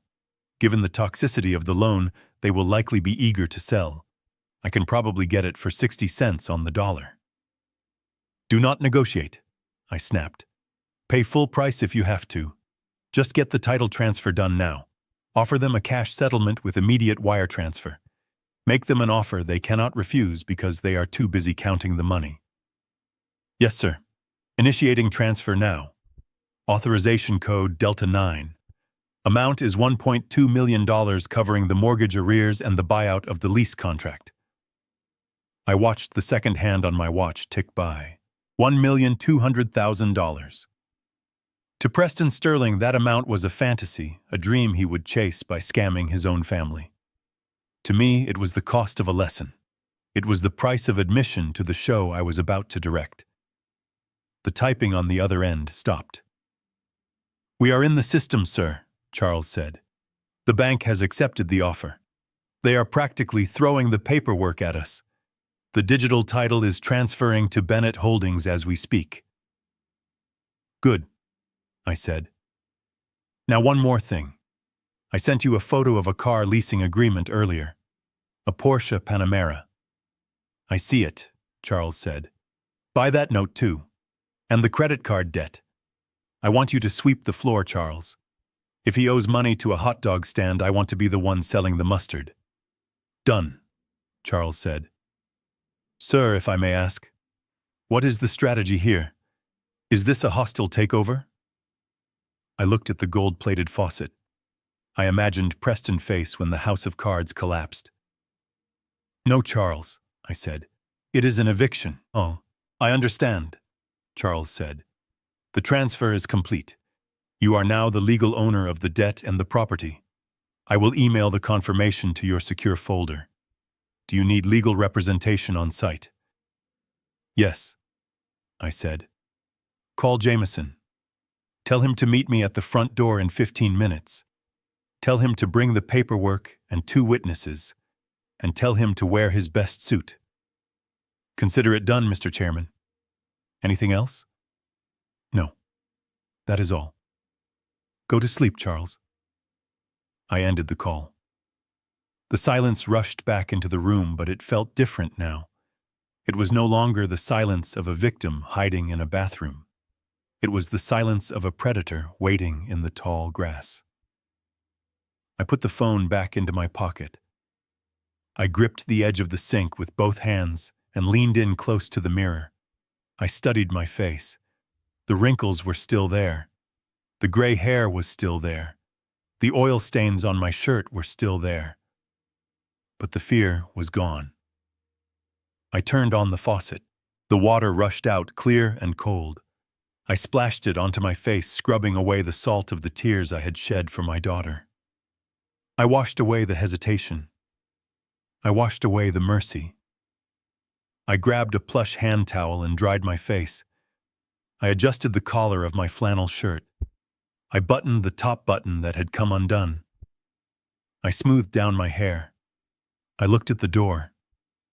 On the other side of that wood were 3 people who thought they were wolves.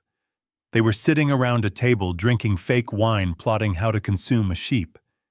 They had no idea that the sheep had just bought the forest. I took a deep breath, filling my lungs with oxygen, fueling the fire that was burning in my gut. I was not Harrison the mechanic anymore. I was not the poor father-in-law. I was the chairman. I was the decision-maker. And I had just decided to foreclose on their arrogance. I reached for the door handle. It felt cool and solid under my hand. I unlocked the deadbolt. The sound was loud, a metallic clack that signaled the end of the intermission. The hunt begins. I whispered to the empty room. I opened the door and stepped out into the hallway. My boots did not drag on the floor this time. They struck the wood with a heavy rhythmic thud. I walked past the fake paintings. I walked past the unpaid electric bill sitting on the side table. I walked toward the dining room where the laughter of thieves was echoing off the walls. I was coming for them, and I was bringing the receipt. The walk back to the dining room felt like a funeral procession, but I was the only one who knew whose funeral it was. I kept my head low and my shoulders slumped, maintaining the posture of a defeated man who had just cried in a bathroom. When I pushed open the door, the atmosphere in the room shifted instantly. The hushed whispers stopped. The clinking of glasses ceased. 3 pairs of eyes locked onto me with a hunger that was almost primal. They were not looking at Harrison the person. They were looking at Harrison the signature. Brandon was the first to move. He practically leapt from his chair, his movements jerky and filled with nervous energy. He pulled out the chair with the newspapers on it, gesturing for me to sit down, as if he were welcoming a king rather than a victim. There he is, Brandon said, his voice cracking slightly. We were getting worried about you, Dad. Are you feeling better? I shuffled toward the chair and sat down slowly, letting my bones creak. I let out a long, shaky sigh, rubbing my temples as if fighting off a migraine. I am fine, I whispered. Just a little dizzy. It is a lot to take in. Preston leaned forward, his elbows resting on the table. He had refilled his glass with the fake wine, and his face was flushed with the anticipation of the kill. Take your time, Harrison. Preston said, his voice oozing with false patience. We know it is a big decision, but big decisions are what define a man. You are doing the right thing. You are securing your daughter's future. That is what fathers do. They sacrifice. He slid the document across the table. It was the quitclaim deed transferring the title of my land to a shell company I assumed belonged to them. Beside it lay a black ballpoint pen. I looked at the paper. The text was dense, full of legal jargon meant to confuse the uneducated. But I saw the clauses. I saw the absolute surrender of rights. I saw the absence of any buyback agreement. Once I signed this, the land was gone forever. I reached out and picked up the pen. My hand trembled. I made sure of it. I let the pen hover over the paper, the tip shaking just enough to make them hold their breath. Brandon was staring at the pen tip like an addict staring at a needle. Lily was looking at her lap, her hands gripping her napkin so tight her knuckles were white. She could not watch. At least she had that much shame left. I lowered the pen until it touched the paper, leaving a tiny black dot of ink on the signature line. Then I stopped. I lifted the pen again. The tension in the room was palpable. I could hear the hum of the refrigerator in the kitchen. I could hear the shallow breathing of my son-in-law. I have a question, I stammered. Preston let out a breath through his nose, a sound of barely suppressed irritation. What is it, Harrison? He asked. The terms are exactly what we discussed. I know, I said, keeping my eyes on the table. But this is not about the terms. It is about us. I slowly raised my head and looked at each of them in turn. I looked at Brandon, who was checking his watch. I looked at Lily, who refused to meet my gaze. Finally, I locked eyes with Victoria, who was looking at me with the cold impatience of a woman waiting for a slow waiter to bring the check. I need to know, I said, my voice trembling with emotion. If I do this, if I give you everything I have, will I still be welcome here? Do you really consider me family? The question hung in the air. It was the final test. I was giving them one last chance to show a shred of humanity, one last chance to prove that they were not completely hollow inside. For a second, nobody spoke. Brandon looked at his mother. Lily looked at her husband. Then Victoria smiled. It was a wide, bright smile that did not reach her eyes. It was the smile of a predator who realizes the prey just needs a little more bait.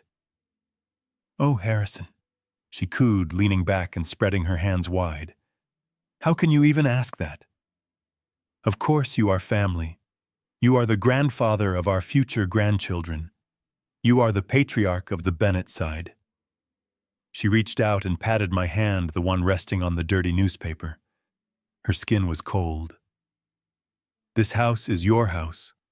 She continued, her voice dripping with syrup. When we make millions from this project, you will have a room in the West Wing. We will take care of you. We will travel together. We are all in this together, Harrison. One big, happy family. I looked at her. I saw the lie sitting on her tongue like a venomous toad. She did not want me in the West Wing. She wanted me in a state facility. She did not want to travel with me. She wanted to erase me. I looked at Brandon. Is that true, son? I asked. Brandon nodded vigorously. 100%, Dad, he said. We are a team. You help us now and we help you forever. That is a promise. I looked at Lily. Lily, I asked softly, is this what you want? Lily finally looked up. Her eyes were red. She looked at her husband, who was glaring at her, warning her with his eyes. She looked at her mother-in-law, who was smiling that terrifying smile. Then she looked at me. Yes, Dad, she whispered, her voice barely audible. It is what we need. Just sign it, please, so we can all be happy. There it was, the unanimous verdict. They were all willing to lie to my face to get what they wanted. They were willing to sell their souls for a signature. I nodded slowly, as if their lies had comforted me. Okay, I said. Okay. I believe you. I adjusted my grip on the pen. I took a deep breath. I will do it, I said. For the family. Preston leaned in closer, his eyes practically bulging. That is it, Harrison, he encouraged. Just right on the line. Press hard. It is a carbon copy. I lowered the pen again. I let the tip touch the paper. I began to make the first mark of my name, the loop of the letter H. The room was silent. They were watching the ink flow. They were watching their financial salvation manifest on the page. Ding dong. The sound of the doorbell shattered the silence like a hammer hitting a pane of glass. It was loud, echoing through the cavernous house. I stopped writing. I lifted the pen. Brandon jumped.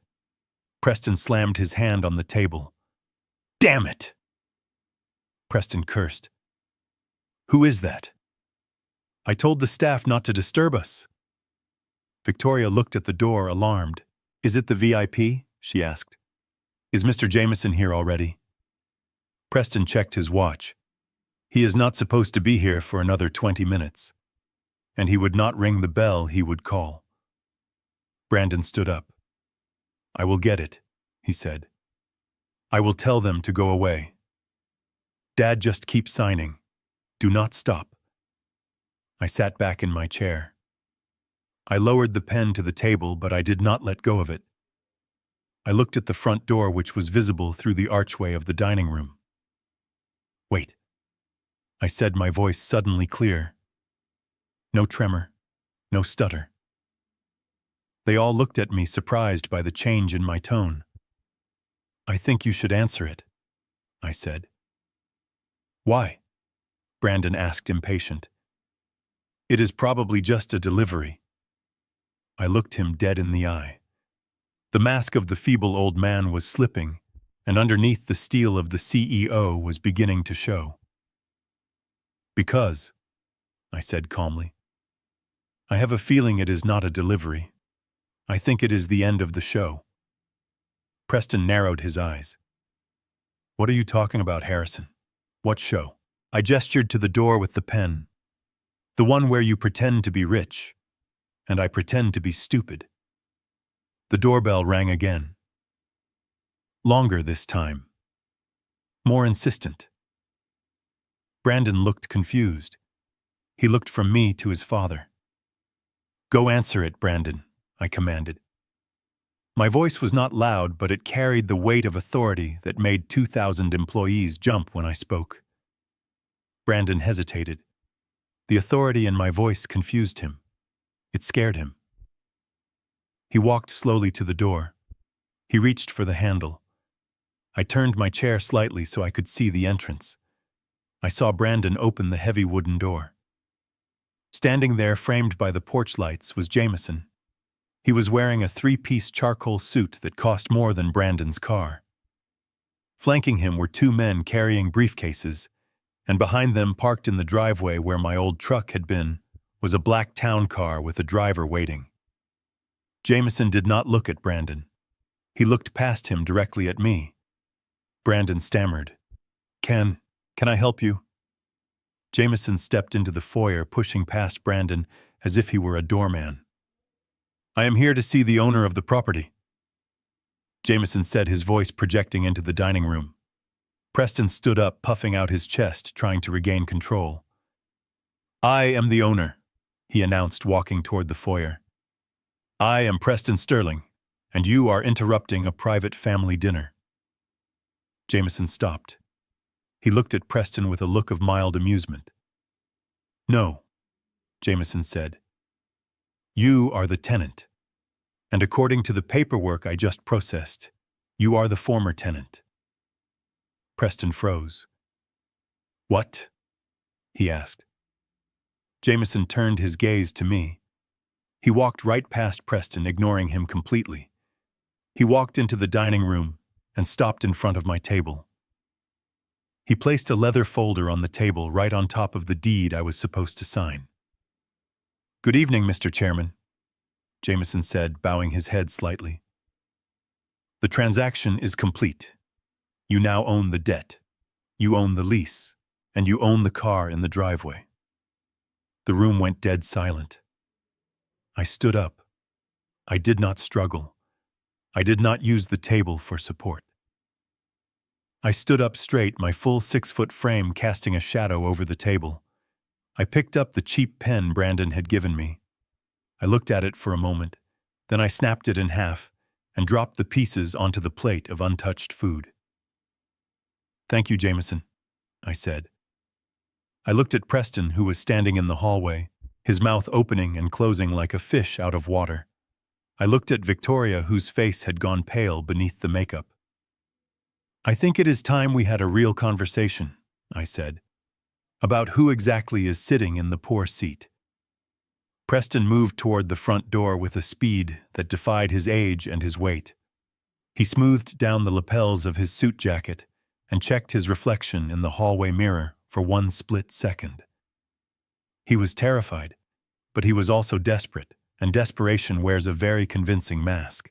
He believed that whoever was on the other side of that door was the answer to his prayers. He believed it was a savior who would inject cash into his fantasy life. He grabbed the brass handle and swung the heavy door open. Standing under the porch light was Jameson. I had known Jameson for 20 years. He was a man cut from granite. He stood 6 feet 2 inches tall, and he wore his 3-piece charcoal suit like a suit of armor. His silver hair was perfectly coiffed, and his eyes were like 2 chips of ice. Flanking him were 2 younger men, lawyers. They carried thick black leather briefcases and wore expressions that suggested they billed by the second. Preston did not see the lawyers. He only saw Jameson. He saw the expensive fabric. He saw the power.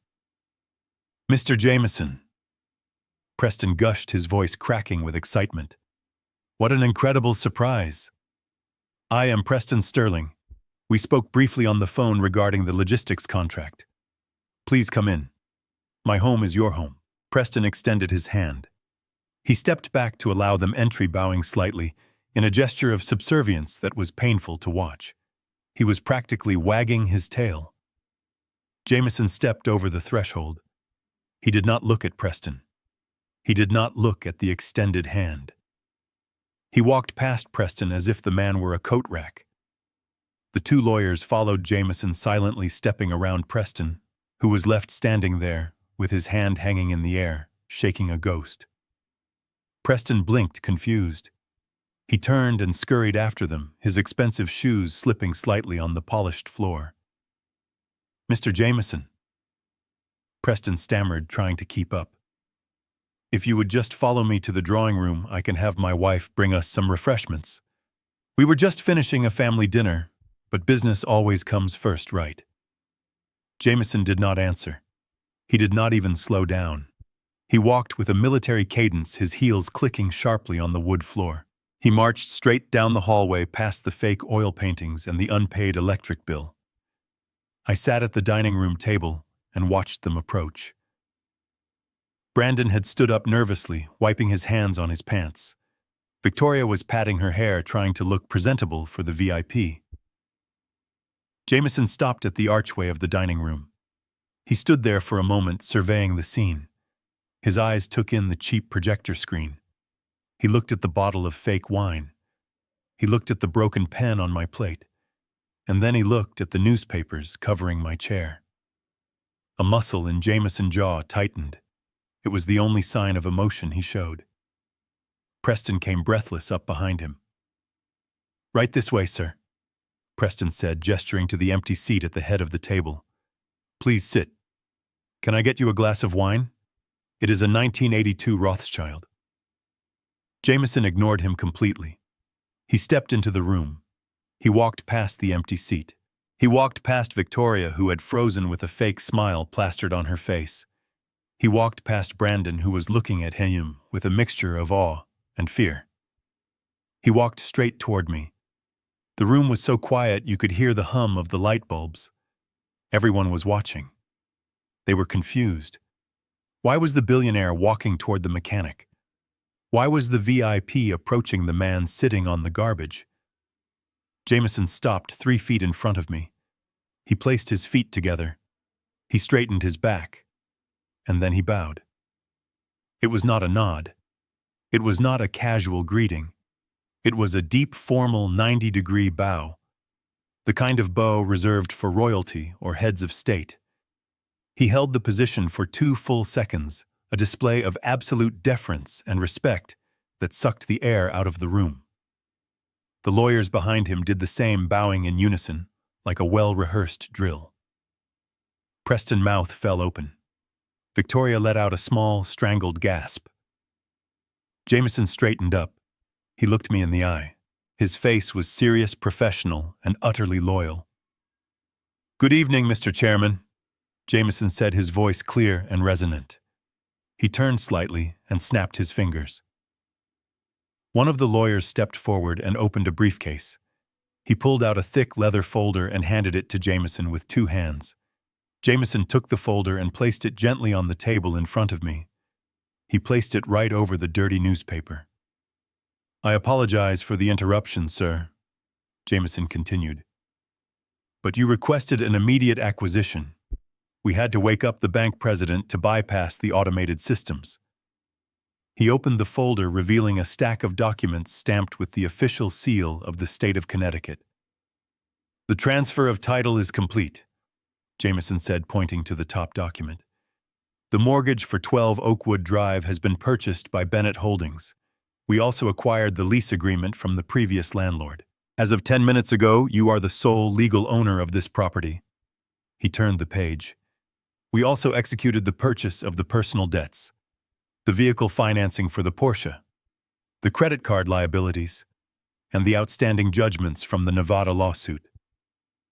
We own it all, sir." Jameson closed the folder. He clasped his hands behind his back and stood at attention. The total transaction cost was $1.6 million. The funds have been wired. The assets are secured. He paused, looking at the stunned faces around the table before turning back to me. "I have the eviction team on standby outside the gate, and the local sheriff is parking his vehicle now. The question is, sir, how do you wish to proceed? Do you want to seize the assets immediately, or should we give the tenants until morning to vacate the premises?" I sat there looking at the folder. I looked at the words, "Deed of Trust." I looked at my name, Harrison Bennett, typed in bold letters at the top. I looked up at Jameson. "Thank you, Jameson," I said quietly.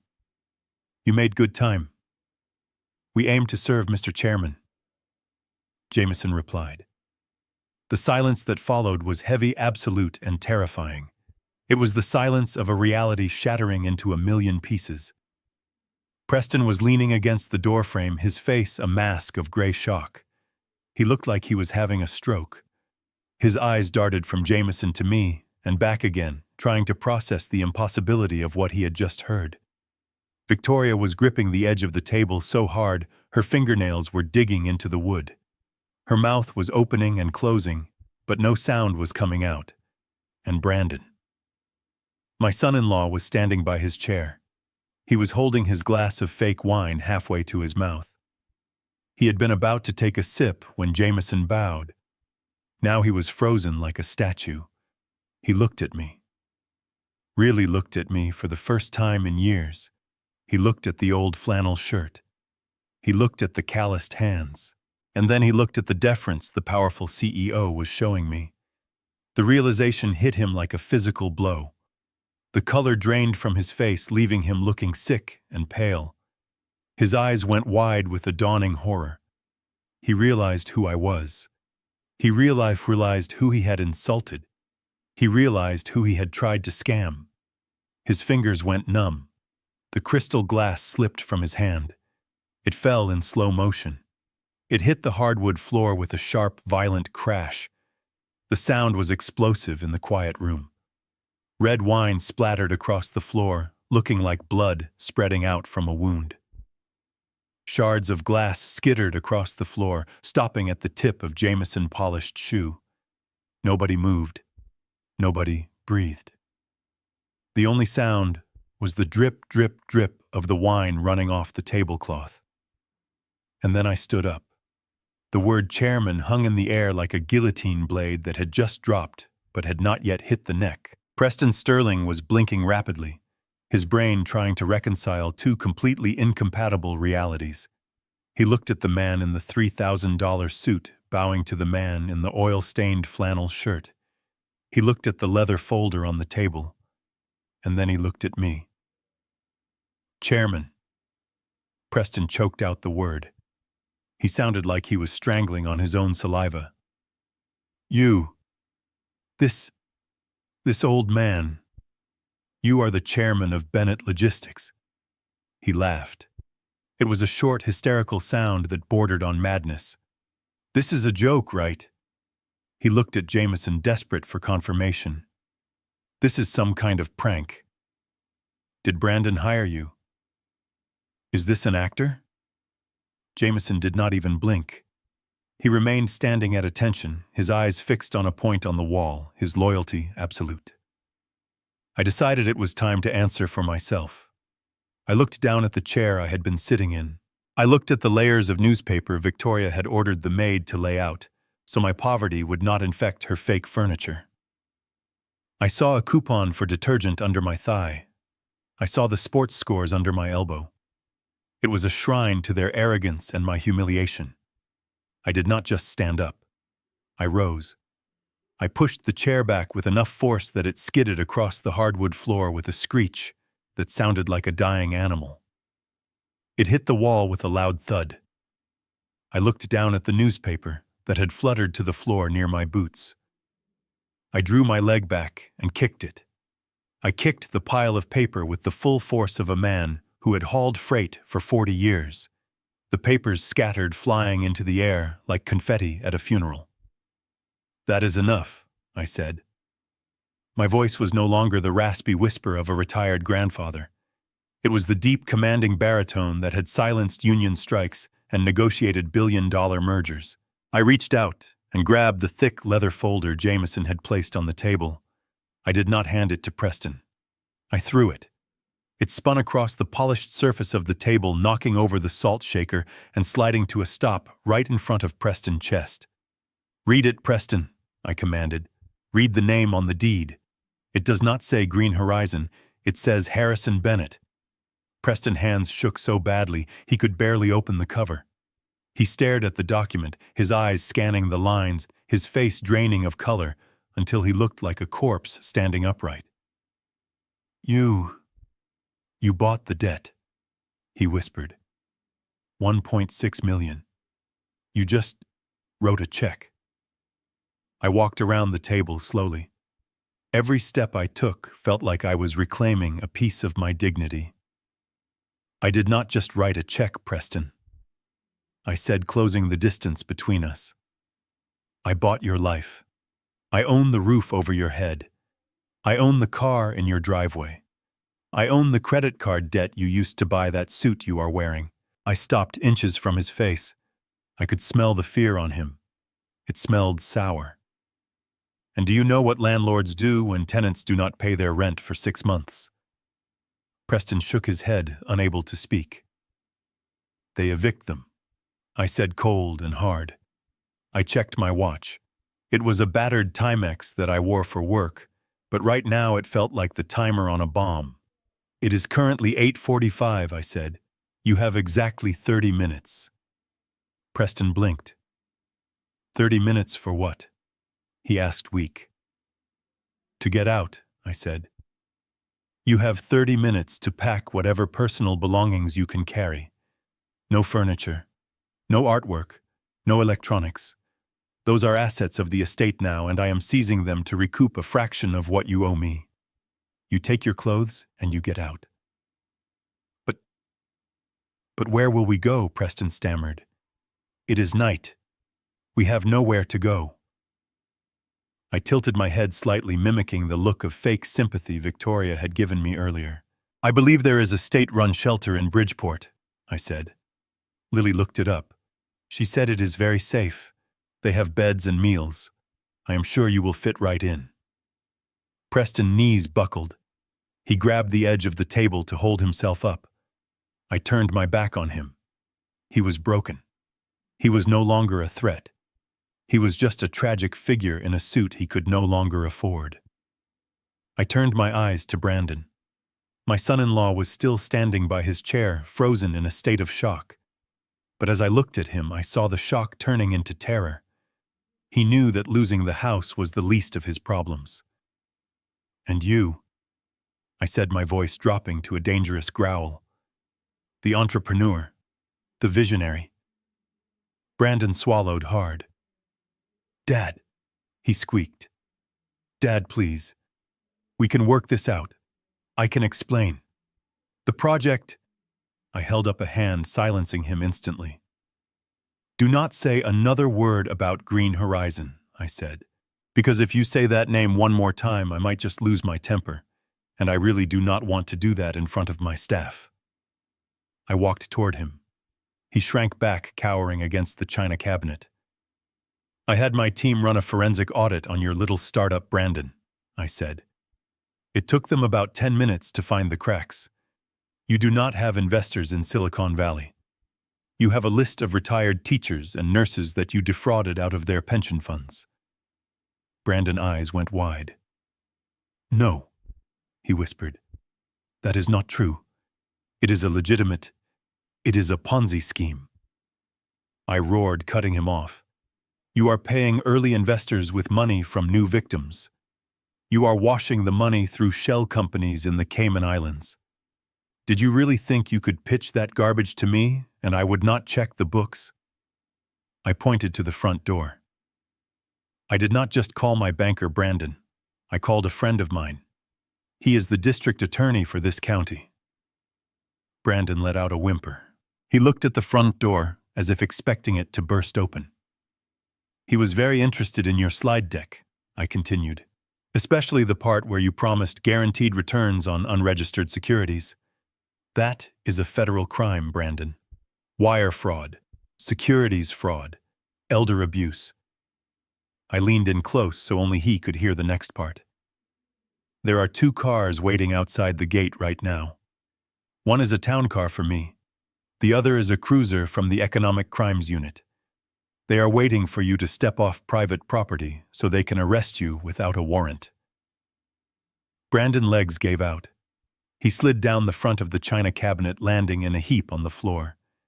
He put his head in his hands and began to sob. It was not the crying of a man who was sorry. It was the crying of a man who got caught. I stood over him, looking down with zero pity. "You called me a loser, Brandon. You said I had a poverty mindset. Well, here is a lesson in wealth management. True wealth is freedom, and you are about to lose yours for 5 to 10 years. I turned to face the room. The destruction was almost complete. Victoria was standing by the window. She had been silent this whole time, watching her world disintegrate. She looked at her husband, who was hyperventilating at the table. She looked at her son, who was crying on the floor. And she looked at me, the man she had treated like a contagion. "Harrison," she whispered, her voice trembling. "You cannot do this. We are family. You said it yourself. We are family." I looked at her. I saw the fear in her eyes, but underneath the fear, I still saw the calculation. She was already trying to figure out how to manipulate her way out of this. "I am not your family, Victoria," I said. "I am your creditor." And then it happened. Maybe it was the stress. Maybe it was the realization that she would never shop at Bergdorf Goodman again. Or maybe it was just one final desperate attempt to gain sympathy. Victoria's eyes rolled back in her head. She let out a soft moan. Her hand fluttered to her chest, and she collapsed. She hit the floor with a thud that shook the wine glasses on the table. "Mom!" Lily screamed. Lily had been standing in the corner paralyzed by the scene. Now she rushed forward, dropping to her knees beside her mother-in-law. "Mom, wake up! Dad, help her! Call an ambulance!" I looked at Victoria lying on the rug. I saw her eyelids flutter slightly. I saw the way she had braced herself with her arm as she fell so she wouldn't hit her head too hard. She was faking it. Even at the end of the world, she was still performing.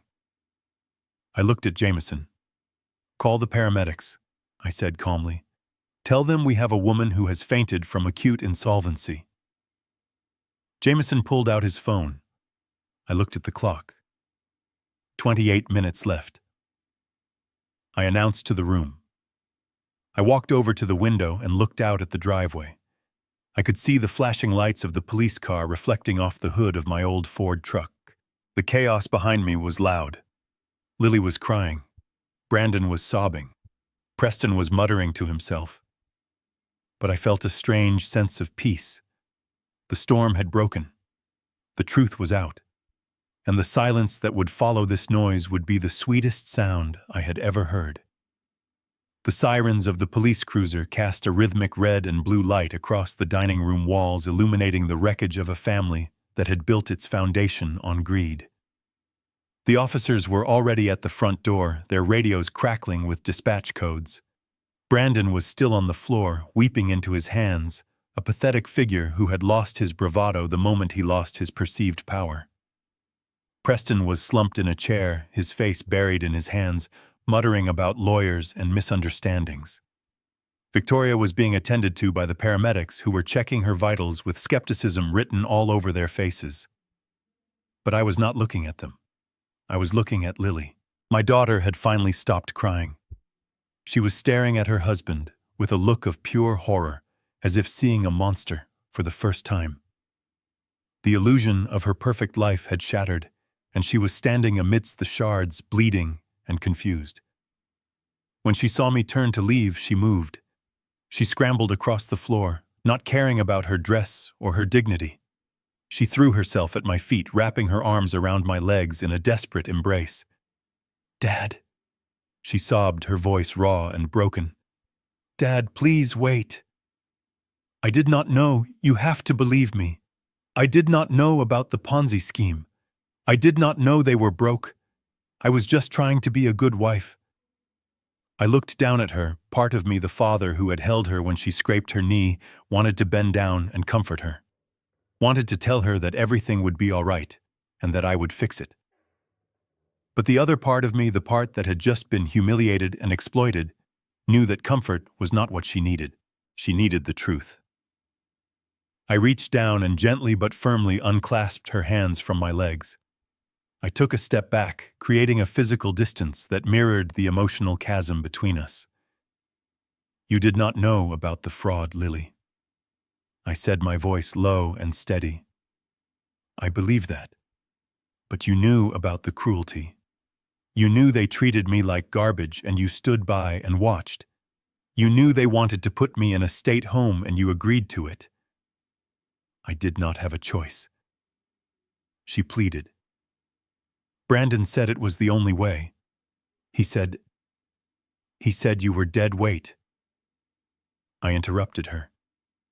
Lily froze. "What?" she whispered. I reached into my pocket and pulled out my phone. I tapped the screen and pressed play. The voice of her husband filled the silent room loud and clear. "She is kind of dead weight anyway. She is stupid too. She will wait here like a loyal dog while the house of cards falls on top of her." I watched the words hit her. It was brutal. It was like watching someone be physically struck. Her face crumpled. She looked back at Brandon, who was now being handcuffed by the officers. He looked up at her, his eyes pleading, but it was too late. The mask was gone. "You chose him, Lily," I said softly, turning off the recording. "You chose a man who called you stupid over a father who would have died for you. Tying your life to a man is not a crime, but blinding yourself to his character is a choice. You let your desire for this lifestyle blind you to the reality of who these people are." Lily wept, her shoulders shaking uncontrollably. I am sorry, Dad. I am so sorry. Help me. Please help me. I have nowhere to go. They are taking the house. They are taking everything.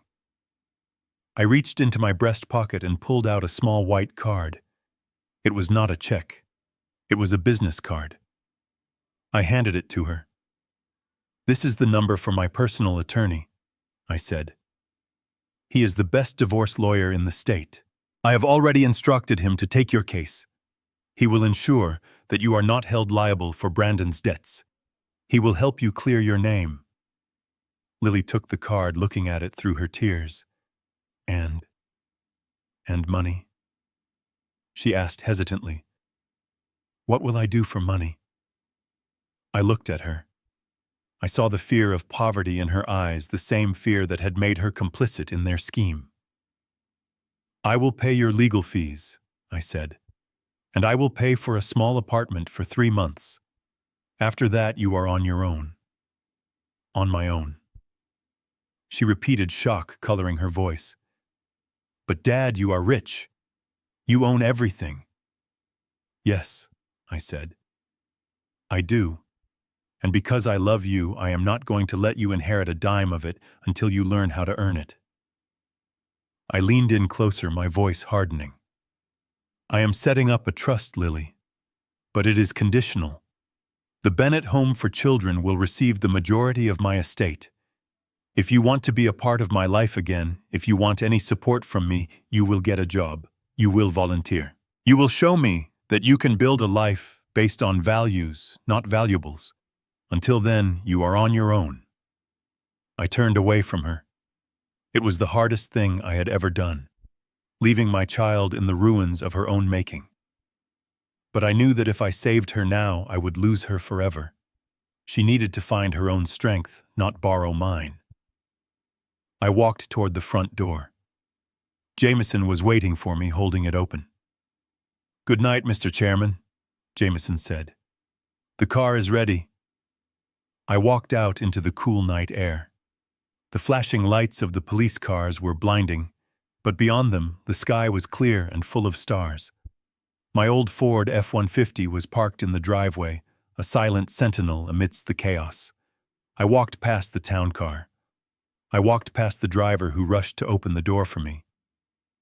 Sir, the driver asked, confused. Do you not want to take the limousine? I shook my head. No, I said.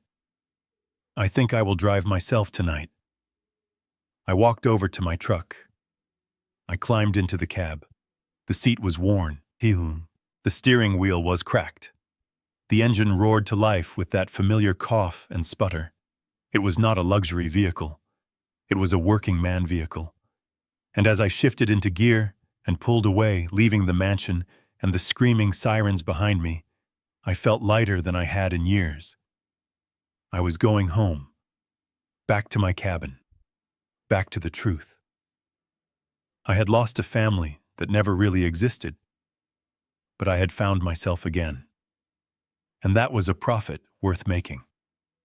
Sometimes the people who are supposed to love you the most are the ones who value you the least. We spend so much time trying to buy their respect, trying to fit into their boxes, that we forget our own worth. Real family is not defined by blood or marriage certificates. It is defined by loyalty, respect, and how they treat you when you have nothing to offer them but yourself. Do not be afraid to walk away from a table where respect is no longer being served. Your dignity is more valuable than any inheritance. If you enjoyed this story and want to hear more about standing up for yourself, please hit that like button and subscribe to the channel. It really helps us grow and share these important lessons. And let me know in the comments below, have you ever had to cut ties with a toxic family member to save your own peace? I read every comment, and I would love to hear your story. See you in the next video.